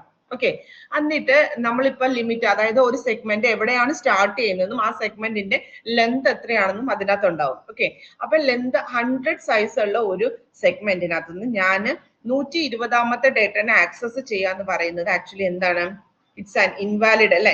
അതായത് ഓഫ്സെറ്റ് ആകെ 100 വരെ ഉള്ളൂ, പക്ഷെ ഞാൻ ഓഫ്സെറ്റ് എന്താണ് 120 ആക്സസ് ചെയ്യാൻ വേണ്ടി ശ്രമിക്കുകയാണ്. അങ്ങനെ ഒരു ഇൻഡെക്സ് ഉണ്ടാവോ? ഉണ്ടാവത്തില്ല. ഓക്കെ, അതെന്ന് പറയുന്നത് അവിടെ ജനറേറ്റ് ചെയ്യുന്ന ഇന്ററപ്റ്റ് വന്നത് ട്രാപ്പാണ്. നമ്മളവിടെ തന്നെ പല ഫിഗറിനകത്ത് നിങ്ങൾ ട്രാപ്പ് എന്ന് കണ്ടിട്ടുണ്ടാവും. OS എന്ന് പറയുന്ന ട്രാപ്പ് എന്ന് പറയുന്ന OSന് ഒരു ട്രാപ്പ് വരാറുണ്ട്. ട്രാപ്പ് എന്ന് പറയുന്നത് it's A non maskable interrupt ആണ് ട്രാപ്പ് എന്ന് പറയാം. ട്രാപ്പ് വന്നു കഴിഞ്ഞാൽ ഒരിക്കലും OSന് അത് ഇഗ്നോർ ചെയ്യാനായിട്ട് സാധിക്കില്ല. OS അത് ചെയ്തേ പറ്റും. അതുപോലെ തന്നെ നമ്മൾ വേറൊരിടത്ത് നമ്മൾ ട്രാപ്പ് കണ്ടിട്ടുണ്ട്, പേജ് ഫോൾട്ട് വരുന്ന സമയത്ത്. ഓക്കെ, അതായത് ഒരു പേജിന് നമ്മൾ റെഫറൻസ് കൊടുത്ത് അത് ഫിസിക്കൽ മെമ്മറിയിൽ ഇല്ല എങ്കിൽ അപ്പൊ പേജ് ഫോൾട്ട് വരുമല്ലോ. ആ പേജ് ഫോൾട്ട് വരുമ്പോൾ OSന് ട്രാപ്പാണ് പോവുക. ഓക്കെ, അതിന്റെ അർത്ഥം OS എന്താണ്, സെക്കൻഡറി മെമ്മറിയിൽ നിന്ന് ആ പേജിനെ എടുത്ത് ഫിസിക്കൽ മെമ്മറിയിലോട്ട് കൊണ്ടുവന്ന് ലോഡ് ചെയ്യണം. അങ്ങനെയുള്ള ഇന്ററപ്റ്റ്സിനെയാണ് നമ്മൾ നോൺ മാസ്കബിൾ എന്ന് പറയാം. മാസ്കബിൾ ഇന്ററപ്റ്റ് എന്ന് പറഞ്ഞാൽ നമുക്ക് ആ ഇന്ററപ്റ്റ് വർക്ക് ചെയ്യണമെന്ന് കമ്പൽസറി ആയിട്ട് അതായത് നിർബന്ധം ഇല്ലാത്ത നമുക്ക് ഒഴിവാക്കാൻ പറ്റാവുന്ന ഇന്ററപ്റ്റ്സുകളാണ് നമ്മൾ മാസ്കബിൾ ഇന്ററപ്റ്റ്സ് എന്ന് പറയാം. പിന്നെ വേറൊരു ക്ലാസിഫിക്കേഷൻ വരുന്നത് വെക്റ്റേഡ് ആൻഡ് നോൺ വെക്റ്റേഡ് ഇന്ററപ്റ്റ്സ് ആണ്. ഓക്കെ, അതിനകത്ത് വെക്റ്റേഡ് ഇന്ററപ്റ്റ്സ് എന്ന് പറഞ്ഞു കഴിഞ്ഞാൽ ഇപ്പൊ നമ്മൾ ഒരു ഇന്ററപ്റ്റ് വന്നു കഴിഞ്ഞാൽ ആക്ച്വലി എങ്ങനെയാണ് വർക്ക് ചെയ്യുന്നത്, നമ്മളൊരു ഫംഗ്ഷൻ, ഒരു പ്രോഗ്രാമിനകത്ത് ഫംഗ്ഷൻ എങ്ങനെയാണ് വർക്ക് ചെയ്യുന്നത് മെജോറിറ്റി എല്ലാവർക്കും അറിയായിരിക്കും അല്ലെ. ഫംഗ്ഷൻ എന്ന് പറഞ്ഞാൽ നമുക്കറിയാം, മെയിൻ ഫംഗ്ഷന്റെ ഉള്ളിൽ ഞാനൊരു ഫംഗ്ഷനെ കോൾ ചെയ്ത് കഴിഞ്ഞാൽ മെയിൻ ഫംഗ്ഷനിൽ നിന്ന് പ്രോഗ്രാമിന്റെ കൺട്രോള് എങ്ങോട്ട് പോകും, ഫംഗ്ഷനകത്ത് പോയി അതിനകത്ത് പറഞ്ഞിരിക്കുന്ന കാര്യങ്ങളെല്ലാം ചെയ്തിട്ട് തിരിച്ച് മെയിനകത്തേക്ക് റിട്ടേൺ വരും. ഓക്കെ, അതേപോലെ തന്നെ ഇവിടെ നമ്മൾ എവിടെയെങ്കിലും നമ്മളൊരു ഇന്ററപ്റ്റിനെ കോൾ ചെയ്ത് കഴിഞ്ഞാൽ പ്രോഗ്രാമിന്റെ കൺട്രോൾ അവിടെ നിന്ന് പോകും. ഓക്കെ, അവിടെ നിന്ന് പോയിട്ട് ആക്ച്വലി ഒരു ഇന്ററപ്റ്റ് വെക്ടർ ടേബിൾ IVT എന്ന് പറയുന്ന ഒരു ടേബിൾ ഉണ്ട്. ഓക്കെ, ഈ ഇന്ററപ്റ്റ് വെക്ടർ ടേബിളിനകത്ത് ഓരോ ഇന്ററപ്റ്റിനും കറസ്പോണ്ടിങ് ആയിട്ടുള്ള ഇന്ററപ്റ്റ് സർവീസ് റൊട്ടീൻ ISR, അതായത് ഇപ്പൊ ഞാൻ ഇന്ററപ്റ്റ് 1 എന്ന് പറയുന്ന ഒരു ഇന്ററപ്റ്റ് വന്നു കഴിഞ്ഞാൽ ആ ഇന്ററപ്റ്റിനകത്ത് എന്ത് ചെയ്യണം എന്നുള്ളത് എവിടെ ഉണ്ടാവും, നമ്മുടെ ISRനകത്ത് ഇന്ററപ്റ്റ് സർവീസ് റൊട്ടീനകത്ത് പറഞ്ഞിട്ടുണ്ടാവും. ഓക്കെ, ഈ ഇന്ററപ്റ്റ് സർവീസ് റൊട്ടീൻ എവിടെയാണ് കിടക്കുന്നതെന്ന് IVTയിൽ ഉണ്ടാവും. Okay, interrupt vector table. For example, ഇപ്പൊ ട്രാപ്പ് എന്ന് പറയുന്ന ഒരു എറർ ആണല്ലോ. ഓക്കെ, ഒരു എറർ മെസ്സേജ് ആണ്. അപ്പൊ ഈ ട്രാപ്പ് വന്നു കഴിയുമ്പോൾ ട്രാപ്പിന് വേണ്ടിയിട്ട് കൊടുത്തിരിക്കുന്ന കോഡ്, അല്ലെങ്കിൽ ട്രാപ്പിനെ ഞാൻ ഡിഫൈൻ ചെയ്ത് വെച്ചിരിക്കുന്ന കോഡ് 1000 എന്ന് പറയുന്ന മെമ്മറി ലൊക്കേഷൻ ആണെങ്കിൽ IVTക്കകത്ത് ട്രാപ്പിന് കറസ്പോണ്ടിങ് ആയിട്ട് എന്തെന്നുണ്ടാവും, 1000 എന്നുണ്ടാവും. ഓക്കെ, അതായത് ഈ IVT എന്ന് പറയുന്ന ഇന്ററപ്റ്റ് വെക്ടർ ടേബിൾ എന്ന് പറയുന്ന സാധനം, ആ IVTക്കകത്ത് ഓരോ ഇന്ററപ്റ്റിനും കറസ്പോണ്ടിങ് ആയിട്ട് ISR എവിടെയാണ് കിടക്കുന്നതെന്ന് ഉണ്ടാവും. ISR എന്ന് പറഞ്ഞാൽ നമ്മൾ ഫംഗ്ഷന്റെ ഡെഫിനേഷൻ പോലെ തന്നെ ഇന്ററപ്റ്റിന്റെ ഡെഫിനേഷൻ ആണ് എന്തെന്ന് പറയാ, ISR. ISRനകത്ത് എന്താണ് പറഞ്ഞിരിക്കുന്നത് ആ കാര്യങ്ങൾ നമുക്ക് ചെയ്യണം. ഓക്കെ, ചെയ്തിട്ടാണ് തിരിച്ച് എന്ത് ചെയ്യുക, എവിടെ നിന്നാണോ ഇന്ററപ്റ്റ് വന്നത് ആ സ്ഥലത്തേക്ക് തന്നെ എന്ത് ചെയ്യും, തിരിച്ച് റിട്ടേൺ വരും. ഓക്കെ, അപ്പൊ അങ്ങനെ IVT-യില് പെർമനന്റ് ആയിട്ട് കുറച്ച് അഡ്രസ് സ്റ്റോർ ചെയ്ത് വെച്ചിട്ടുണ്ടാവും. അങ്ങനെയുള്ള ഇന്ററപ്റ്റ്സുകളെ നമ്മൾ വെക്ടേഡ് ഇന്ററപ്റ്റ്സ് എന്ന് പറയും. ഓക്കെ, അതായത് ട്രാപ്പ് എന്ന് പറയുന്ന ഒരു വെക്ടേഡ് ഇന്ററപ്റ്റ് ആണെന്ന് പറഞ്ഞാൽ ഈ ട്രാപ്പ് എപ്പോ വന്നാലും വർക്ക് ചെയ്യുന്ന എന്തായിരിക്കും, ആ കറസ്പോണ്ടിങ് മെമ്മറി ലൊക്കേഷനിലുള്ള ഇൻസ്ട്രക്ഷൻസ് ആയിരിക്കും വർക്ക് ചെയ്യുക. ഇനി അതൊരു നോൺ വെക്ടേഡ് ഇന്ററപ്റ്റ് ആണെന്ന് പറഞ്ഞു കഴിഞ്ഞാൽ ഓരോ പ്രാവശ്യവും അത് വർക്ക് ചെയ്യുന്ന പല പല സ്ഥലങ്ങളിൽ നിന്നുള്ള ഡേറ്റനെ യൂസ് ചെയ്തിട്ടായിരിക്കും. അതിന്റെ അഡ്രസ് എന്ന് പറയുന്നത് ചേഞ്ച് ചെയ്യാം. നോൺ വെക്ടേഡ് ഇന്ററപ്റ്റ്സ് എന്ന് പറഞ്ഞു കഴിഞ്ഞാൽ അതിന്റെ അഡ്രസ് എന്ന് പറയുന്നത് ഓരോ സമയത്തും മാറി മാറി വരാനുള്ള ചാൻസ് ഉണ്ട്. അതെന്ന് പറയുന്നത് it's not permanently defined on the IVT-യിൽ ഡിഫൈൻ ചെയ്തിട്ടുണ്ടാവില്ല. ഓക്കെ, IVT-യിൽ ഡിഫൈൻ ചെയ്തിരിക്കുന്ന എല്ലാം വെക്ടേഡ് ഇന്ററപ്റ്റ്സുകളായിരിക്കും. ഓക്കെ, അതുകൊണ്ടാണ് അതിനെ ഇന്ററപ്റ്റ് വെക്ടർ ടേബിൾ എന്ന് പറയുന്നത്. ഓക്കെ, IVT-യിൽ ഡിഫൈൻ ചെയ്യാത്ത ഇന്ററപ്റ്റ്സുകളുണ്ട്. അതെന്ന് പറയുന്ന ഓരോ പ്രാവശ്യം എക്സിക്യൂട്ട് ചെയ്യുമ്പോഴും പല മെമ്മറി ലൊക്കേഷനിലുള്ള കോഡ് യൂസ് ചെയ്തിട്ടായിരിക്കും എക്സിക്യൂട്ട് ചെയ്യാം. അങ്ങനെയുള്ളതിനെ നമ്മൾ നോൺ വെക്ടേഡ് ഇന്ററപ്റ്റ്സ് എന്ന് പറയും. Okay, then synchronous. സിൻക്രണസ് എന്ന് പറഞ്ഞു കഴിഞ്ഞാൽ നമുക്കറിയാം, അതായത് ചില ഇന്ററപ്റ്റുകൾ നമുക്ക് എന്താണ് ഇന്ന സമയത്തിനുള്ളിൽ വരും എന്ന് നമുക്ക് പ്രെഡിക്റ്റ് ചെയ്യാം. അതായത് എന്താ പറയാ, പീരിയോഡിക്കലി എക്സിക്യൂട്ട് ചെയ്യേണ്ട ചില ഇന്ററപ്റ്റ്സുകൾ ഉണ്ടാവും. ഓക്കെ, ആ ഇന്ററപ്റ്റ്സുകൾ നമുക്ക് സ്പെസിഫിക് ആയിട്ട് പറയാൻ വേണ്ടി പറ്റും ആ ഇന്ററപ്റ്റ് എപ്പോഴാണ് എക്സിക്യൂട്ട് ചെയ്യുക എന്നുള്ള കാര്യം. അങ്ങനെ നമുക്ക് പ്രെഡിക്റ്റ് ചെയ്യാൻ പറ്റുന്ന ഇന്ററപ്റ്റ്സുകളെ നമ്മൾ സിൻക്രണസ് എന്നും, പ്രെഡിക്റ്റ് ചെയ്യാൻ പറ്റാത്ത ഇന്ററപ്റ്റ്സുകളെ നമ്മൾ എന്തെന്നും പറയും, അൺപ്രെഡിക്റ്റബിൾ ആയിട്ടുള്ള എന്താ സിൻക്രണസ് ഇന്ററപ്റ്റ്സ് എന്നും പറയും. ഇങ്ങനെയാണ് നമ്മുടെ ഇന്ററപ്റ്റിന്റെ ക്ലാസിഫിക്കേഷൻ വന്നിരിക്കുന്നത്. ഓക്കെ, അപ്പൊ നമ്മള് ഡാറ്റ ട്രാൻസ്ഫറിംഗ് മെത്തേഡ്സ് ആണ് പറഞ്ഞത്. First one is programmed IO, second one is interrupt initiated IO-ലാണ് ഈ ഇന്ററപ്റ്റ്സിന്റെ കാര്യങ്ങളെല്ലാം പറഞ്ഞത്. ഇനി ആദ്യത്തെ പ്രോഗ്രാംഡ് IO-ല് ഫുൾ ടൈം എന്താണ്, ഓപ്പറേറ്റിംഗ് സിസ്റ്റം എന്ത് ചെയ്യണം, സ്റ്റാറ്റസ് ചെക്ക് ചെയ്തുകൊണ്ടിരിക്കണം IO ഡിവൈസസിന്റെ. അപ്പൊ ആ ബിസി ആയിട്ടുള്ള ആ ഷെഡ്യൂളിൽ നിന്നും കുറച്ച് മാറ്റം വരുത്തിയാണ് എന്ത് വന്നത്, ഇന്ററപ്റ്റ് ഇനീഷ്യേറ്റഡ് IO. അതിൻ്റെ അകത്തെന്ന് പറയുന്ന ഓരോ ടൈമിൽ ഇന്ററപ്റ്റ് വരുന്നതിനനുസരിച്ച് മാത്രം എന്ത് ചെയ്താൽ മതി, സ്റ്റാറ്റസ് ചെക്ക് ചെയ്താൽ മതി. ഇനി ആ സിപിയുവിന്റെ സിപിയുവിന്റെ ആക്ച്വലി ഇതിനകത്ത് ഇടപെടേണ്ട ആവശ്യമില്ലല്ലോ. ഓക്കെ, സിപിയുവിന്റെ ടൈം എന്ന് പറയുന്നത് വേസ്റ്റേജ് ആണ് IO-ക്കകത്ത് ഇടപെട്ട് കഴിഞ്ഞാൽ. ഓക്കെ, അതായത് CPU ശരിക്കും പറഞ്ഞിട്ടുണ്ടെങ്കിൽ നമ്മൾ പ്രോസസ്സിങ്ങിന് വേണ്ടിയിട്ടാണ് സിപിയുവിനെ യൂസ് ചെയ്യുന്നത്. ഓക്കെ, അപ്പൊ ആ പ്രോസസ്സിങ്ങിനുള്ള ടൈമാണ് അവിടെ ആക്ച്വലി വേസ്റ്റ് ആവുക.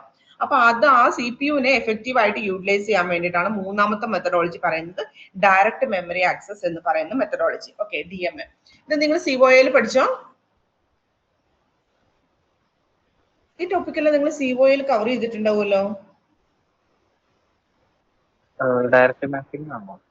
Direct memory access programmed IO ഒക്കെ പഠിച്ചില്ലേ? ഉണ്ടായിരുന്നു. എന്നിട്ട് നിങ്ങൾ പറയത്തെ പിന്നെ ഞാൻ ഈ പഠിപ്പിക്കേണ്ട ആവശ്യം ഉണ്ടായിരുന്നോ?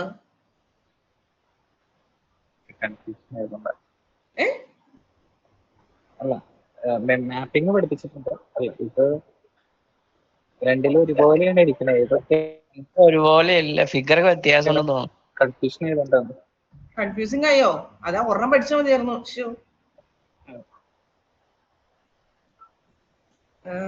ഏത് എളുപ്പം എന്ന് വെച്ചാൽ പഠിച്ചോളൂ കേട്ടോ.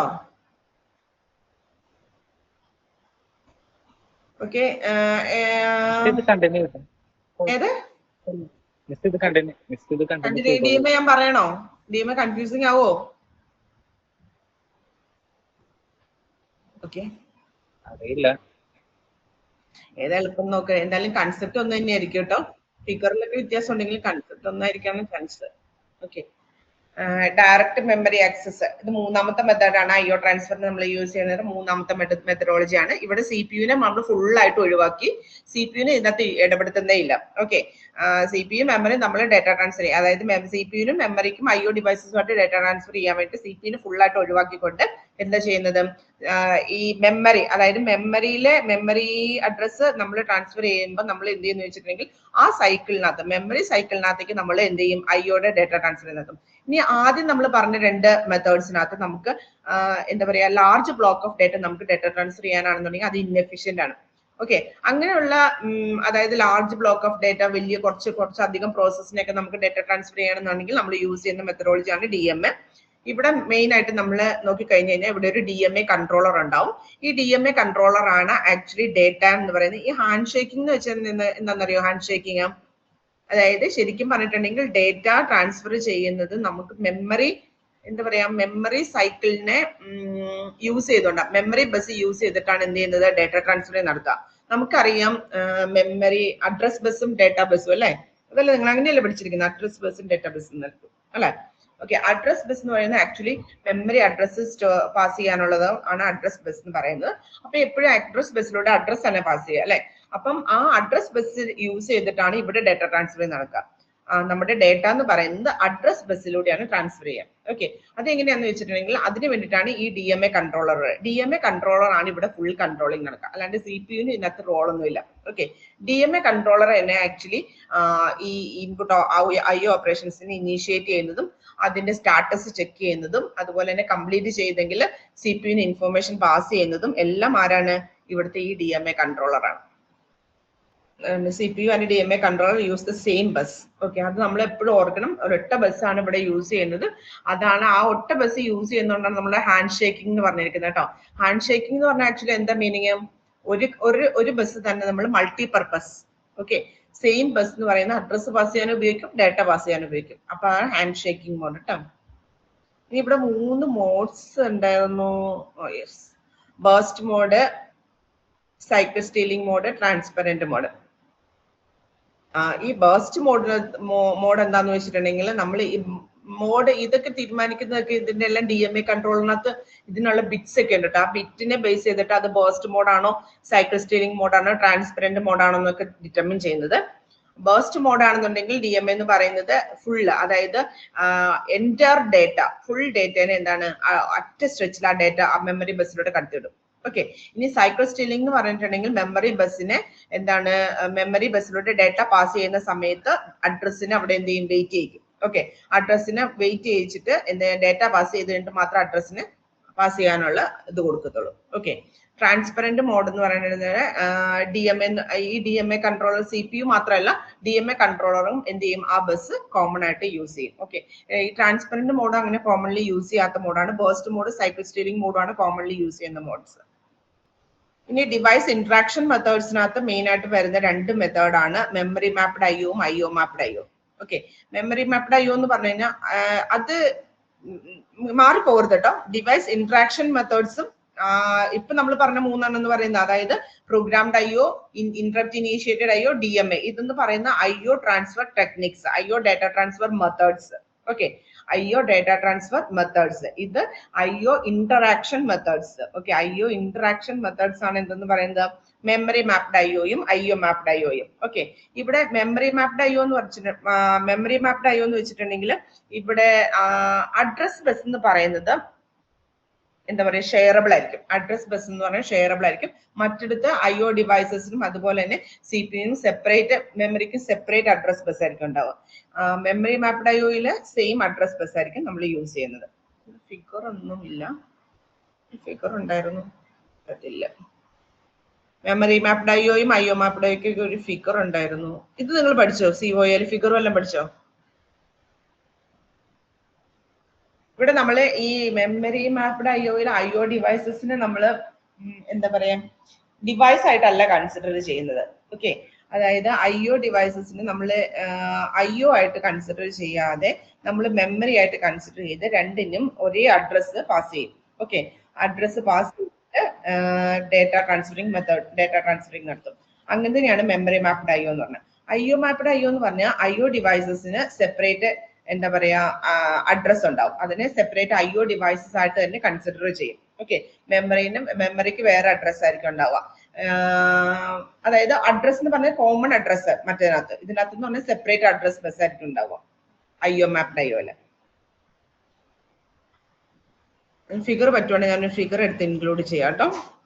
പിന്നെ ഡിവൈസ് ഡ്രൈവർ എന്ന് പറഞ്ഞാൽ നമുക്കറിയാലോ, അതായത് ഏതൊരു എക്സ്റ്റേണൽ ഡിവൈസസിനെ നമുക്കറിയാം, നമ്മുടെ ഡിവൈസിൽ നമ്മളൊരു പ്രിന്റർ കണക്ട് ചെയ്തിട്ടുണ്ടെങ്കിൽ ഡയറക്റ്റ് നമുക്ക് പ്രിന്റർ കണക്ട് ചെയ്ത് അപ്പൊ തന്നെ അത് വർക്ക് ചെയ്യിക്കാൻ വേണ്ടി പറ്റുമോ? ഏതൊരു എക്സ്റ്റേണൽ ഡിവൈസസ് നമ്മൾ ചെയ്ത് കഴിഞ്ഞാലും എന്ത് ചെയ്യണം? അത് വർക്ക് ചെയ്യണമെങ്കിൽ അതിന്റെ ഒരു ഇന്റർഫേസ് സോഫ്റ്റ്വെയർ ഉണ്ടാവും അല്ലെ. ആ ഇന്റർഫേസ് സോഫ്റ്റ്വെയറിനെയാണ് നമ്മൾ എന്തെന്ന് പറയാം? ഡിവൈസ് ഡ്രൈവേഴ്സ് എന്ന് പറയാം. ഓക്കെ, അപ്പം ഇപ്പൊ ഞാനിപ്പോ പ്രിന്റർ കണക്ട് ചെയ്ത് എന്റെ സിസ്റ്റർ ഞാനൊരു പ്രിന്റർ കണക്ട് ചെയ്ത് എനിക്ക് ഒരിക്കലും പ്രിന്റർ വർക്ക് ചെയ്യാൻ പറ്റില്ല. പകരം ഞാൻ എന്ത് ചെയ്തിരിക്കണം? പ്രിന്ററിന്റെ ഡിവൈസ് ഡ്രൈവേഴ്സ് നമ്മൾ എന്ത് ചെയ്യണം? ഇൻസ്റ്റാൾ ചെയ്യണം. ഓക്കെ, അതിനെയാണ് ആക്ച്വലി ഡിവൈസ് ഡ്രൈവേഴ്സ് എന്ന് പറയുന്നത്. ഇതെന്ന് പറയുന്നത് ഒരു സോഫ്റ്റ്വെയർ ആയിരിക്കും, സെറ്റ് ഓഫ് പ്രോഗ്രാംസ് ആയിരിക്കും. Then coming to hard disk, ഇത് ഇമ്പോർട്ടന്റ് ആണ് കേട്ടോ. ഹാർഡ് ഡിസ്ക് ഇതൊക്കെ നിങ്ങൾക്ക് അറിയാവുന്നതായിരിക്കും എന്ന് ഞാൻ വിചാരിക്കുന്നു. ഇതൊക്കെ അറിയാമായിരിക്കും അല്ലേ? ഇതൊക്കെ നമ്മൾ പണ്ട് മുതലേ പഠിച്ചുള്ള സാധനങ്ങളൊക്കെ അല്ലേ? അതായത് നമ്മുടെ ഹാർഡ് ഡിസ്കിന്റെ സ്ട്രക്ചർ ഇത് പഠിക്കാൻ കേട്ടോ, ഇത് ചോദിക്കുന്ന ക്വസ്റ്റ്യൻ ആണ്. Geometry of hard disk. Okay, അപ്പം നമുക്കറിയാം ഒരു ഹാർഡ് ഡിസ്ക് എന്ന് പറഞ്ഞിട്ടുണ്ടെങ്കിൽ എങ്ങനെയാണ്, ഒരു കോമൺ സ്പിൻഡിൽ ഉണ്ടാവും. ആ സ്പിൻഡിലിനകത്ത് എന്ത് ചെയ്തിട്ടുണ്ടാവും, കുറെ സിലിണ്ടേഴ്സ്, കുറെ എന്താ പറയാ പ്ലേറ്റേഴ്സ്, സിലിണ്ടേഴ്സ് പ്ലേറ്റേഴ്സ് എന്നല്ലേ പറയാം, കുറെ ഡിസ്കുകൾ ഒരൊറ്റ കോമൺ സ്പിൻഡിലിൽ കണക്ട് ചെയ്തിട്ടുണ്ടാവും. ഓക്കെ, എന്നിട്ട് ഈ എന്താ പറയാ ഈ ഡിസ്കിന്റെ രണ്ട് സൈഡ് ഉണ്ടാവുമല്ലോ. ഈ ഡിസ്കിന്റെ രണ്ട് സൈഡ് എന്ന് പറഞ്ഞാൽ മാഗ്നറ്റിക് മെറ്റീരിയൽ കൊണ്ട് കോട്ട് ചെയ്തിട്ടുണ്ടാവും. ഓക്കെ, എന്നിട്ട് എന്താണ്, ഒരു ഡിസ്ക് ആം ഉണ്ടാവും. റൈറ്റ് സൈഡിൽ കാണുന്നതാണ് ഡിസ്ക് ആം എന്ന് പറയാം. ആ ഡിസ്ക് ആമിൽ എന്ത് കണക്ട് ചെയ്തിട്ടുണ്ടാവും, റീഡ് റൈറ്റ് ഹെഡ് കണക്ട് ചെയ്തിട്ടുണ്ടാവും. ഓക്കെ, എന്നിട്ട് ഈ കോമൺ സ്പിൻഡിലിൽ എന്താണ്, ഈ ഡിസ്ക് ഇങ്ങനെ എന്ത് ചെയ്യും, റൊട്ടേറ്റ് ചെയ്തുകൊണ്ടിരിക്കും. ഓക്കെ, ഈ റൊട്ടേറ്റ് ചെയ്യുന്ന സമയത്ത് ഈ കോമൺ സ്പിൻഡിലെ റീഡ് റൈറ്റ് ഹെഡ് ആണ് എന്ത് ചെയ്യുന്നത്, ഡിസ്കിനകത്തുള്ള ഡേറ്റ റീഡ് ചെയ്യുന്നത്. ഓക്കെ, ഈ ഡിസ്ക് എന്ന് പറയുന്നത് ആക്ച്വലി നമുക്കറിയാം എന്താണ്, സർക്കുലർ ഷേപ്പ് ആണ്. ഓക്കെ, സർക്കുലർ ഷേപ്പ് എന്ന് പറഞ്ഞിട്ടുണ്ടെങ്കിൽ അതിനെ നമ്മൾ ആ ഡിസ്കിന്റെ സർഫസിനെ നമ്മൾ ട്രാക്ക് ആൻഡ് സെക്ടേഴ്സുമായിട്ടാണ് ഡിവൈഡ് ചെയ്തിട്ടുണ്ടാവുക. ട്രാക്ക് എന്ന് പറഞ്ഞ സർക്കിൾ ഷേപ്പിലുള്ള ഡിവിഷൻസ്. അത് നിങ്ങൾക്ക് അറിയാമായിരിക്കും അല്ലെ? ഞാൻ അതിന്റെ ഫിഗർ ഇതിനകത്ത് ഇൻക്ലൂഡ് ചെയ്തിട്ടില്ല. അതായത് ഇപ്പോ സർക്കിൾ ഷേപ്പ് ആണല്ലോ. ഓക്കെ, സർക്കിളിനെ നമ്മൾ അതിന്റെ ഉള്ളിലോട്ട് പല സർക്കിൾ ആയിട്ട് ഡിവൈഡ് ചെയ്യുമ്പോൾ ഓരോ ട്രാക്ക് എന്നാണ് നമ്മൾ പറയാം. ഓക്കെ, ഇനി ഓരോ ട്രാക്കിനെയും പല സെക്ടേഴ്സ് ആയിട്ട് നമ്മൾ ഡിവൈഡ് ചെയ്തിട്ടുണ്ടാവും. ഓക്കെ, അപ്പം എന്താണ്, ഡിസ്കിന്റെ സർഫസിൽ നമ്മൾ കുറെ ട്രാക്കുകൾ ഉണ്ടാവും, കുറെ സെക്ടേഴ്സുകൾ ഉണ്ടാവും. ഓക്കെ, അപ്പം ഈ കോമൺ ഡിസ്ക് ആമിനകത്തിരിക്കുന്ന റീഡ് റൈറ്റ് ഹെഡ്, ഡിസ്ക് ഇങ്ങനെ റൊട്ടേറ്റ് ചെയ്യുമ്പോൾ എന്താണ്, റീഡ് റൈറ്റ് ഹെഡ് എന്ത് ചെയ്യും, ഡിസ്കിന്റെ ഓരോ സർഫസിലൂടെയും എന്ത് ചെയ്യണം, മൂവ് ചെയ്തുകൊണ്ടിരിക്കും. ഓക്കെ, അപ്പം എനിക്കിപ്പോ ഒരു പർട്ടിക്കുലർ ഡേറ്റ ഡിസ്കിനകത്ത് എവിടെയാണെന്ന് എങ്ങനെയാണ് ആക്ച്വലി കണ്ടുപിടിക്കാം? ഈ ഡിസ്ക് ആം എന്ന് പറയുന്നത് ഫസ്റ്റ് ഏത് ലൊക്കേഷനിലുള്ള ഡേറ്റ ആണെന്ന് ഫസ്റ്റ് ഐഡന്റിഫൈ ചെയ്യാൻ വേണ്ടിയിട്ട് ഫസ്റ്റ് ട്രാക്കിനെയാണ് കണ്ടുപിടിക്കാം. ഓക്കെ, ഏത് ട്രാക്കില് ഏത് സെക്ടറിലുള്ള ഡേറ്റ ആണെന്നാണ് നോക്കാം. ഓക്കെ, അപ്പൊ നമുക്ക് 2,26 എന്ന് പറഞ്ഞാൽ 2 എന്ന് പറയുന്ന ട്രാക്കും 26 എന്ന് പറയുന്ന സെക്ടറും ആയിരിക്കും. ഓക്കെ, അപ്പൊ ഫസ്റ്റ് എന്ത് ചെയ്യും, റീഡ് റൈറ്റ് ഹെഡ് രണ്ടാമത്തെ സെക്ടറിൽ പോകും. ഓക്കെ, ആ ഡിസ്ക് റീഡ് റൈറ്റ് ഹെഡ് എന്ന് പറയുന്നത് ഡിസ്കിന്റെ രണ്ടാമത്തെ ട്രാക്ക് കണ്ടുപിടിക്കാൻ എടുക്കുന്ന ടൈമിനെ നമ്മൾ പറയുന്നത് സീക്ക് ടൈം എന്നാണ്. ഓക്കെ, അതായത് റീഡ് റൈറ്റ് ഹെഡ് മൂവ് ചെയ്ത് ഏത് ട്രാക്കിലാണ് എന്ന് ഐഡന്റിഫൈ ചെയ്യാൻ എടുക്കുന്ന അത്രയും ടൈമിനെ നമ്മൾ സീക്ക് ടൈം എന്നാണ് പറയാം. ഓക്കെ, ഇനി കറക്റ്റ് ട്രാക്ക് ഐഡന്റിഫൈ ചെയ്ത് കഴിഞ്ഞാൽ ആ ട്രാക്കിനകത്ത് ഏത് സെക്ടറിലാണ് ഡേറ്റ എന്നുള്ളത് കണ്ടുപിടിക്കണം. ഓക്കെ, അപ്പൊ ആ റീഡ് റൈറ്റ് ഹെഡിന്റെ ആ മൂവ്മെന്റിനെയാണ് നമ്മൾ റൊട്ടേഷണൽ ലേറ്റൻസി എന്ന് പറയാം. അതായത് ഒരു ട്രാക്ക് എന്ന് പറയുന്ന ഒരു സർക്കുലർ ഷേപ്പിലായിരിക്കും. ആ ട്രാക്കിനെ എല്ലാ ട്രാക്കിനെയും നമ്മൾ പല സെക്ടേഴ്സ് ആയിട്ട് ഡിവൈഡ് ചെയ്തിട്ടുണ്ട്. അപ്പോൾ ഫസ്റ്റ് ട്രാക്ക് കണ്ടുപിടിച്ചിട്ട് ആ ട്രാക്കിനകത്ത് ഏത് സെക്ടറിനകത്താണ് ഡേറ്റ ഉള്ളതെന്ന് കണ്ടുപിടിക്കാൻ വേണ്ടിയിട്ട് എന്ത് ചെയ്യുന്നത്, കണ്ടുപിടിക്കാനുള്ള ടൈമിനെയാണ് നമ്മൾ റൊട്ടേഷണൽ ലേറ്റൻസി എന്ന് പറയാം. ഓക്കെ, അപ്പം ഇനി ആ ലൊക്കേഷൻ കിട്ടിക്കഴിഞ്ഞു, അതായത് ട്രാക്ക് കണ്ടുപിടിച്ചു, സെക്ടർ കണ്ടുപിടിച്ചു, പിന്നെ എന്ത് ചെയ്യണം, ആ ഡേറ്റനെ നമുക്ക് ട്രാൻസ്ഫർ ചെയ്യണം. ഓക്കെ, അപ്പൊ അത്രയും ടൈമിനെയാണ് നമ്മൾ എന്തെന്ന് പറയാ, ഡിസ്കിന്റെ ആക്സസ് ടൈം എന്ന് പറയാം. അപ്പൊ അവിടെ 3 ടൈമാണ് അവിടെ വരിക. Disk access time is equal to seek time plus rotational latency plus data transfer time. Okay, seek time എന്ന് പറയുന്നത് കറക്റ്റ് ആയിട്ടുള്ള ട്രാക്ക് കണ്ടുപിടിക്കാനും ആ ട്രാക്കിനകത്ത് സെക്ടർ കണ്ടുപിടിക്കാൻ വേണ്ടിയിട്ടുള്ള റൊട്ടേഷണൽ ലേറ്റൻസി എന്ന് പറയും. ഇനി എന്താണ്, ഡേറ്റ ട്രാൻസ്ഫർ ചെയ്യാനുള്ള ട്രാൻസ്ഫർ ടൈം എന്ന് പറയും. ഓക്കെ, അതായത് വളരെ എളുപ്പമാണ്. ഒന്നുമില്ല, നമുക്ക് ക്വസ്റ്റ്യൻ തരുന്നത് ഇങ്ങനത്തെ കുറച്ച് റിക്വസ്റ്റുകളായിരിക്കും ഉണ്ടാവുക. അതായത് നമുക്ക് ക്വസ്റ്റിനകത്ത് ഇങ്ങനെ പറഞ്ഞിട്ടുണ്ടാവും എത്ര സിലിണ്ടേഴ്സ് ഉണ്ടെന്ന് പറഞ്ഞിട്ടുണ്ടാവും. അതായത് 0 to 199 200 സിലിണ്ടർ ഉണ്ടെന്ന് പറഞ്ഞു കഴിഞ്ഞാൽ നമ്മൾ ചെയ്യേണ്ടത് എന്താണെന്ന് വെച്ചിട്ടുണ്ടെങ്കിൽ ഈ താഴത്തെ ഡയഗ്രത്തിനകത്ത് കാണിച്ചിരിക്കുന്ന പോലെ 0 മുതൽ 199 വരെ മാർക്ക് ചെയ്യാം. ഓക്കെ, 0 മുതൽ നമുക്ക് 199 വരെ മാർക്ക് ചെയ്യാം. എന്നിട്ട് നമ്മളോട് ചോദിക്കുന്ന find the number of head movements അല്ലെങ്കിൽ സീക്ക് ടൈം കണ്ടുപിടിക്കാനായിരിക്കും നമ്മളോട് പറയാം. ഓക്കെ, സീക്ക് ടൈം ആണ് നമ്മൾ ഇവിടെ കണ്ടുപിടിക്കുക. ഇനി നമ്മളോട് ഇതും പറഞ്ഞിട്ടുണ്ടാവും ഹെഡ് എന്ന് പറയുന്നത് സ്റ്റാർട്ടിംഗ് അറ്റ് 53 ഏത് ലൊക്കേഷനാണ് ഇപ്പൊ ഹെഡ് ഇരിക്കുന്നതെന്ന് പറയും.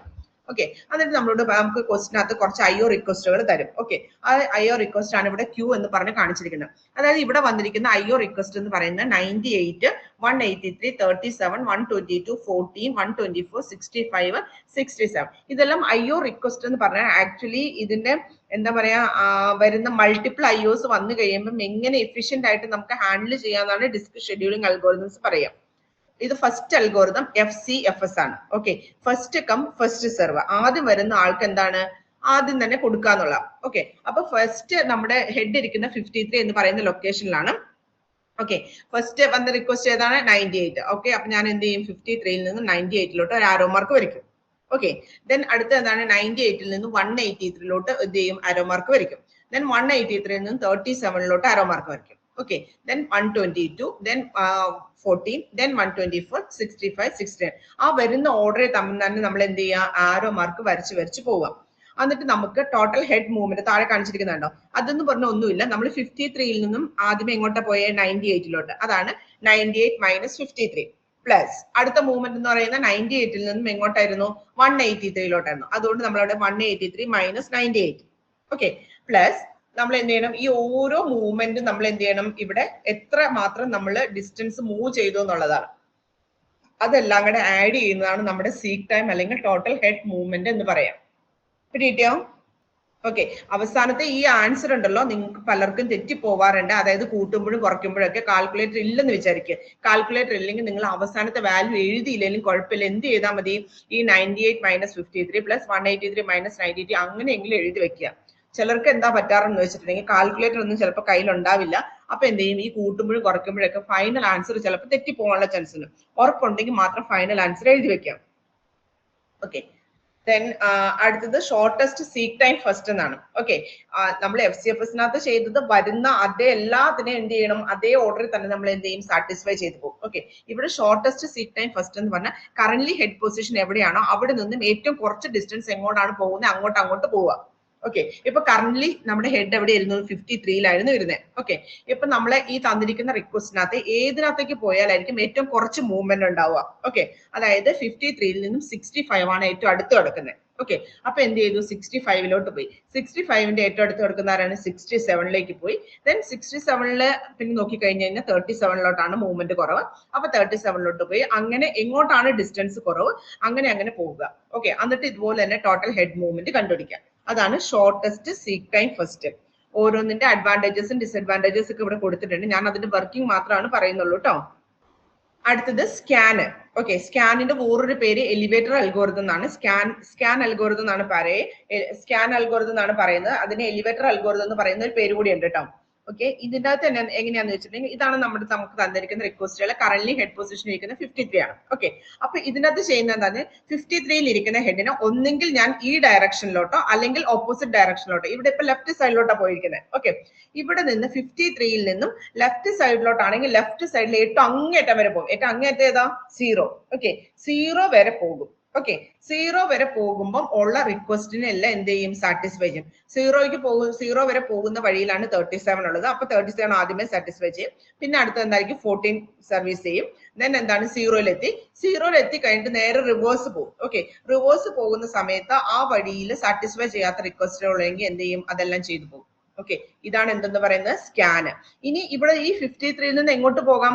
എനിക്ക് 119ലോട്ട് പോകുമ്പോഴും ചെയ്യാട്ടോ ഇതുപോലെ തന്നെ. അതായത് 53ൽ നിന്ന് 0ലോട്ട് പോകണമെന്നില്ല. എന്ത് ചെയ്യാം? 199ലേക്കും പോകാം. ആ പോകുന്ന വഴിക്കുള്ള റിക്വസ്റ്റിനെ എല്ലാം സാറ്റിസ്ഫൈ ചെയ്യാം. ദെൻ തിരിച്ചു വരുമ്പോൾ ബാക്കിയുള്ള റിക്വസ്റ്റിനെ എന്ത് ചെയ്യാം? സാറ്റിസ്ഫൈ ചെയ്യാം. ഓക്കെ, ഏതെങ്കിലും ഒരു ഡയറക്ഷനിലോട്ട് പോകണമെന്നേ ഉള്ളൂ.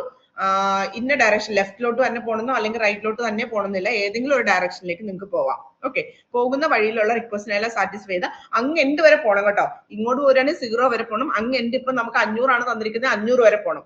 ഓക്കെ, ഇപ്പൊ ഇവിടെ 500 സിലിണ്ടേഴ്സ് ഉണ്ടെങ്കിൽ 499 വരെ ഉണ്ടാവും. പക്ഷെ ചിലപ്പോൾ നമുക്ക് തന്നിരിക്കുന്ന റിക്വസ്റ്റിനകത്ത് 183 വരെ ആയിരിക്കും ഉണ്ടാവുള്ളൂ. പക്ഷെ നമ്മൾ എവിടം വരെ പോകണം? 500 വരെ പോകണം. ഓക്കെ, അതാണ് സ്കാൻ എന്ന് പറയാം. ഓക്കെ, ഇനി അടുത്ത സർക്കുലർ സ്കാൻ ആണ്. സർക്കുലർ സ്കാൻ, സി സ്കാൻ എന്ന് പറയും. ഓക്കെ, ഇതിന്റെ പ്രത്യേകത എന്താണെന്ന് വെച്ചാൽ ഇപ്പൊ നമ്മൾ പറഞ്ഞതുപോലെ തന്നെ ഏതെങ്കിലും ഒരു സൈഡിലോട്ട് പോവാം. ഓക്കെ, ഇവിടെ ഇപ്പൊ 53ൽ നിന്നും 199ലോട്ടാണ് പോയിരിക്കുന്നത്. ഫിഗർ കാണാമല്ലോ അല്ലെ?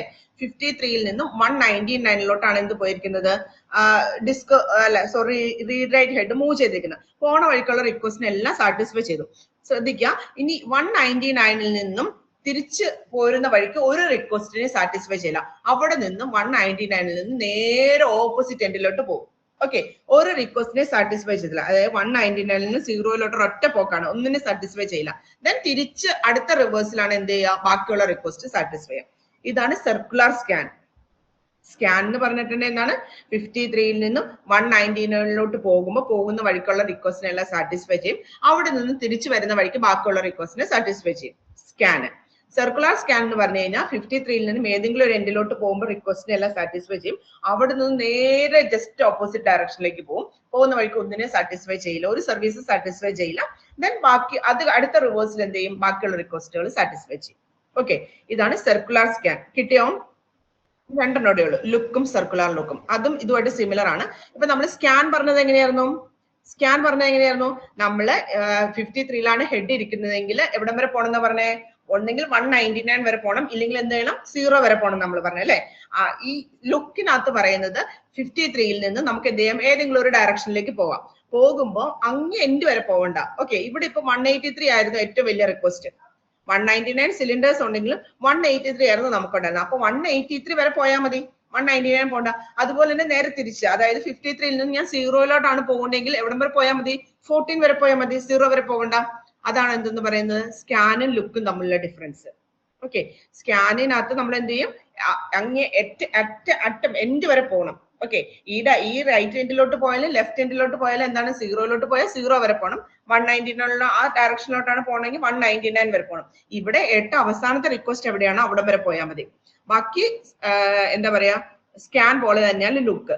ഓക്കെ, അതെ, ഏതെങ്കിലും ഒരു ഡയറക്ഷനിലേക്ക് പോകുമ്പോൾ എല്ലാത്തിനും സാറ്റിസ്ഫൈ ചെയ്യുക, അടുത്ത ഡയറക്ഷനിലേക്ക് പോകുമ്പോൾ എന്താണ്, ബാക്കിയുള്ള റിക്വസ്റ്റിനെ സാറ്റിസ്ഫൈ ചെയ്യാം. അതുപോലെ സർക്കുലർ സ്കാൻ പോലെ തന്നെ സർക്കുലർ ലുക്ക്. ഡിഫറൻസ് എന്തായിരിക്കും, അങ്ങേ എൻഡ് വരെ പോകണ്ട. കണ്ടോ, അങ്ങേ എൻഡ് വരെ. ഇപ്പൊ 53-ൽ നിന്നും 183 ആയിരുന്നു ലാസ്റ്റ് റിക്വസ്റ്റ്, അവിടെ വരെ വന്നിട്ട് അവിടെ നിന്നും ഈ ഏറ്റവും ഇങ്ങടുത്തുള്ള എൻഡ് വരെയുള്ള റിക്വസ്റ്റ് വരെ എന്ത് ചെയ്യണം, ഒന്നിനെ സാറ്റിസ്ഫൈ ചെയ്യരുത്. പിന്നെ തിരിച്ചടുത്ത് ഇതിൽ എന്ത് ചെയ്യാവുള്ളൂ, അടുത്ത റിക്വസ്റ്റിനെ സാറ്റിസ്ഫൈ ചെയ്യാവുള്ളൂ. ഇതാണ് സർക്കുലർ ലുക്ക്. ഓക്കെ, അങ്ങനെ 6 അൽഗോരിതംസ് ആണുള്ളത്. First come first serve, shortest seek time first, scan, circular scan, look, circular look. Okay, അപ്പൊ ഇതിനകത്ത് കൊടുത്തിരിക്കുന്ന നോട്ട് ഒന്ന് വായിച്ചു നോക്കുക. വായിച്ചു നോക്കിയിട്ട് മനസ്സിലായില്ലെങ്കിൽ എന്നോട് പേഴ്സണലി ചോദിക്കാം. അപ്പം അതുപോലെ തന്നെ ഇനി എക്സാമിന് ഒരു ടോപ്പിക്കും കൂടെ ഞാൻ ഇതിനകത്ത് ഇട്ടിട്ടുണ്ടായിരുന്നു, അതും കൂടി ഒന്ന് പറഞ്ഞോട്ടെ. ഐനോഡ്, അല്ലെങ്കിൽ നിങ്ങൾ വായിച്ചിട്ട് ഐനോഡ് ഞാൻ ഇട്ടിട്ടുണ്ട്. ഐനോഡ് ഒന്ന് വായിച്ചിട്ട് നിങ്ങൾക്ക് മനസ്സിലായില്ല എന്നോടൊന്ന് ചോദിക്കൂ, ഞാൻ വോയിസ് ഇട്ടുതരാം. അടുത്ത നിങ്ങൾക്ക് ഇതിനകത്തൊക്കെ എല്ലാം തന്നെ വായിച്ചാൽ മനസ്സിലാവാൻ ചാൻസ് ഉണ്ട്. ഫയലാണ്, ഫയലിനെ കുറിച്ചാണ് പറയുന്നത്. ഫയൽ എന്താണ്, ഫയലിന്റെ ക്യാരക്ടറിസ്റ്റിക്. ഫയൽ എന്ന് പറയാൻ നമുക്കറിയാലോ, ഡേറ്റ, നമുക്ക് എന്താ പറയാ, കളക്ഷൻ ഓഫ് റിലേറ്റഡ് ഡേറ്റയാണ് ഫയൽ എന്ന് പറയാം. ഫയൽ നമ്മൾ ഡിസ്കിലാണ് നമ്മൾ സ്റ്റോർ ചെയ്യുന്നത് അല്ലെ. ഫയൽ നമുക്കിപ്പോ നമ്മളൊരു സിയുടെ ഒരു പ്രോഗ്രാം ആണെന്നുണ്ടെങ്കിൽ നമുക്കറിയാം അത് സെക്കൻഡറി സ്റ്റോറേജ് ഡിവൈസസിലാണ് സ്റ്റോർ ചെയ്യാം. ഓക്കെ, ഫയൽ സിസ്റ്റം ഇന്റർഫേസ് എന്ന് പറഞ്ഞാൽ കുറച്ച് സിസ്റ്റം കോൾസ് ഉണ്ടാവും. എന്തിനൊക്കെ വേണ്ടിയിട്ടാ, ഫയൽസ് ക്രിയേറ്റ് ചെയ്യാനുള്ളത്, ഫയലിലെ ഡേറ്റയ്ക്ക് റീഡ് ചെയ്യാനുള്ളത്, ഫയലിലോട്ട് ഡേറ്റ റൈറ്റ് ചെയ്യാനുള്ളത്, ഈ ഫയലിനെ അറേഞ്ച് ചെയ്ത് വെക്കുന്ന ഡയറക്ടറീസ് ഉണ്ടാവും, ഡയറക്ടറീസിനെ മാനേജ് ചെയ്യാൻ, ഫയലുകൾ തമ്മിൽ ലിങ്ക് ചെയ്യാൻ. ഇനി ഓരോ ഫയലും ക്രിയേറ്റ് ചെയ്യുന്ന സമയത്ത് നമുക്ക് അതിന്റെ permissions, read write execute permissions ഉണ്ട്, അതിനെ കൺട്രോൾ ചെയ്യാൻ വേണ്ടിയിട്ടുള്ള പെർമിഷൻസ്, ഇതിനൊക്കെ ഉള്ള ഫങ്ഷൻസ് ഇതിനകത്തുണ്ട്, ഫയൽ സിസ്റ്റം ഇന്റർഫേസിനകത്ത് പ്രൊവൈഡ് ചെയ്യുന്നുണ്ട്. ഓക്കെ, അതാണ് ഇവിടെ പറഞ്ഞത്. പിന്നെ ഞാൻ ഇതിനകത്ത് ഇട്ടിരിക്കുന്ന ക്വസ്റ്റ്യൻ എന്താണെന്ന് വെച്ചാൽ ആക്ച്വലി ഐനോഡ് ആണ്. ഫയലിന്റെ ക്യാരക്ടറിസ്റ്റിക്സ് ഒക്കെ പറയുന്നുണ്ട്. പെർമനന്റ് സ്റ്റോറേജ് ആണ്. പെർസിസ്റ്റന്റ് എന്ന് പറഞ്ഞാൽ പെർമനന്റ് എന്നുള്ള മീനിങ് ആണ് കേട്ടോ. പെർമനന്റ് സ്റ്റോറേജ് ആണ്, നെയിംഡ് കളക്ഷൻ ഓഫ് ഡേറ്റ ആണ്, ഡിസ്കിലാണ് നമ്മൾ ഡേറ്റ സ്റ്റോർ ചെയ്യുന്നത്. നമുക്ക് ആക്സസ് ചെയ്യണമെന്നുണ്ടെങ്കിൽ സിസ്റ്റം കോൾസ് വേണം. ഓക്കെ, ഇനി ഫയലിന്റെ ആട്രിബ്യൂട്ട്സ്. ഓക്കെ, ആട്രിബ്യൂട്ട്സ് എന്ന് പറഞ്ഞാൽ നമുക്കറിയാലോ ഐഡന്റിഫൈയിങ് പ്രോപ്പർട്ടീസ് ആണ്. ഓക്കെ, ഒരു ഫയലിനെ ഐഡന്റിഫൈ ചെയ്യുന്നത് എങ്ങനെയാ, ഫയലിന്റെ പേര്, അതിന്റെ ടൈപ്പ്, അതൊക്കെ വെച്ചിട്ടല്ലേ. ഓക്കെ, അപ്പൊ ആ ഡേറ്റ ഫയലിന്റെ ആട്രിബ്യൂട്ട്സിനാണ് ഫയൽ മെറ്റാ ഡേറ്റ. ഈ വാക്ക് ഓർത്തിരുന്നോ കേട്ടോ, മെറ്റാ ഡേറ്റ. മെറ്റാ ഡേറ്റ എന്ന് പറഞ്ഞിട്ടുണ്ടെങ്കിൽ എന്താണ്, ഡേറ്റ അബൌട്ട് ഡേറ്റയാണ് നമ്മൾ മെറ്റാ ഡേറ്റ എന്ന് പറയാം. അപ്പൊ ഫയലിന്റെ മെറ്റാ ഡേറ്റ എന്ന് പറഞ്ഞാൽ എന്താ, ഫയലിനെ കുറിച്ചുള്ള ഇൻഫോർമേഷൻസ്, നമ്മുടെ ഒറിജിനൽ കണ്ടന്റ് നമ്മുടെ ഫയലിന്റെ ഉള്ളിലായിരിക്കും ഉണ്ടാവുക. ആ ഫയലിനെ കുറിച്ചുള്ള അഡീഷണൽ ഇൻഫോർമേഷൻസിനെയാണ് എന്തെന്ന് പറയാം, മെറ്റാ ഡേറ്റ എന്ന് പറയാം. ഈ മെറ്റാ ഡേറ്റയാണ് നമ്മൾ ഐനോഡ് എന്ന് പറയുന്നത്. യുണിക്സ് ഓപ്പറേറ്റിംഗ് സിസ്റ്റത്തിനകത്ത് നമ്മൾ മെറ്റാ ഡേറ്റ സ്റ്റോർ ചെയ്യുന്ന ഡേറ്റ സ്ട്രക്ചറിന് പറയുന്ന പേരാണ് ഐനോഡ്. ഓക്കെ, ഐനോഡ് എന്ന് പറഞ്ഞാൽ എന്താണ്, യുണിക്സ് എന്ന് പറയുന്ന ഓപ്പറേറ്റിംഗ് സിസ്റ്റത്തിനകത്ത് ഫയൽസിന്റെ മെറ്റാ ഡേറ്റ സ്റ്റോർ ചെയ്യുന്ന ഡേറ്റ സ്ട്രക്ചർ ആണ് എന്ത്, ഐനോഡ് എന്ന് പറയാം. Okay, inode means index node in a short form ആണ് ട്ടോ inode. And inode is one of the most important data structure in a file system. It stores metadata but not the actual file data. ആ file data അല്ല അതിന്റെ metadata. The term inode comes from index node introduced in early Unix systems by Ken Thompson. Each file in the file system is associated with one inode.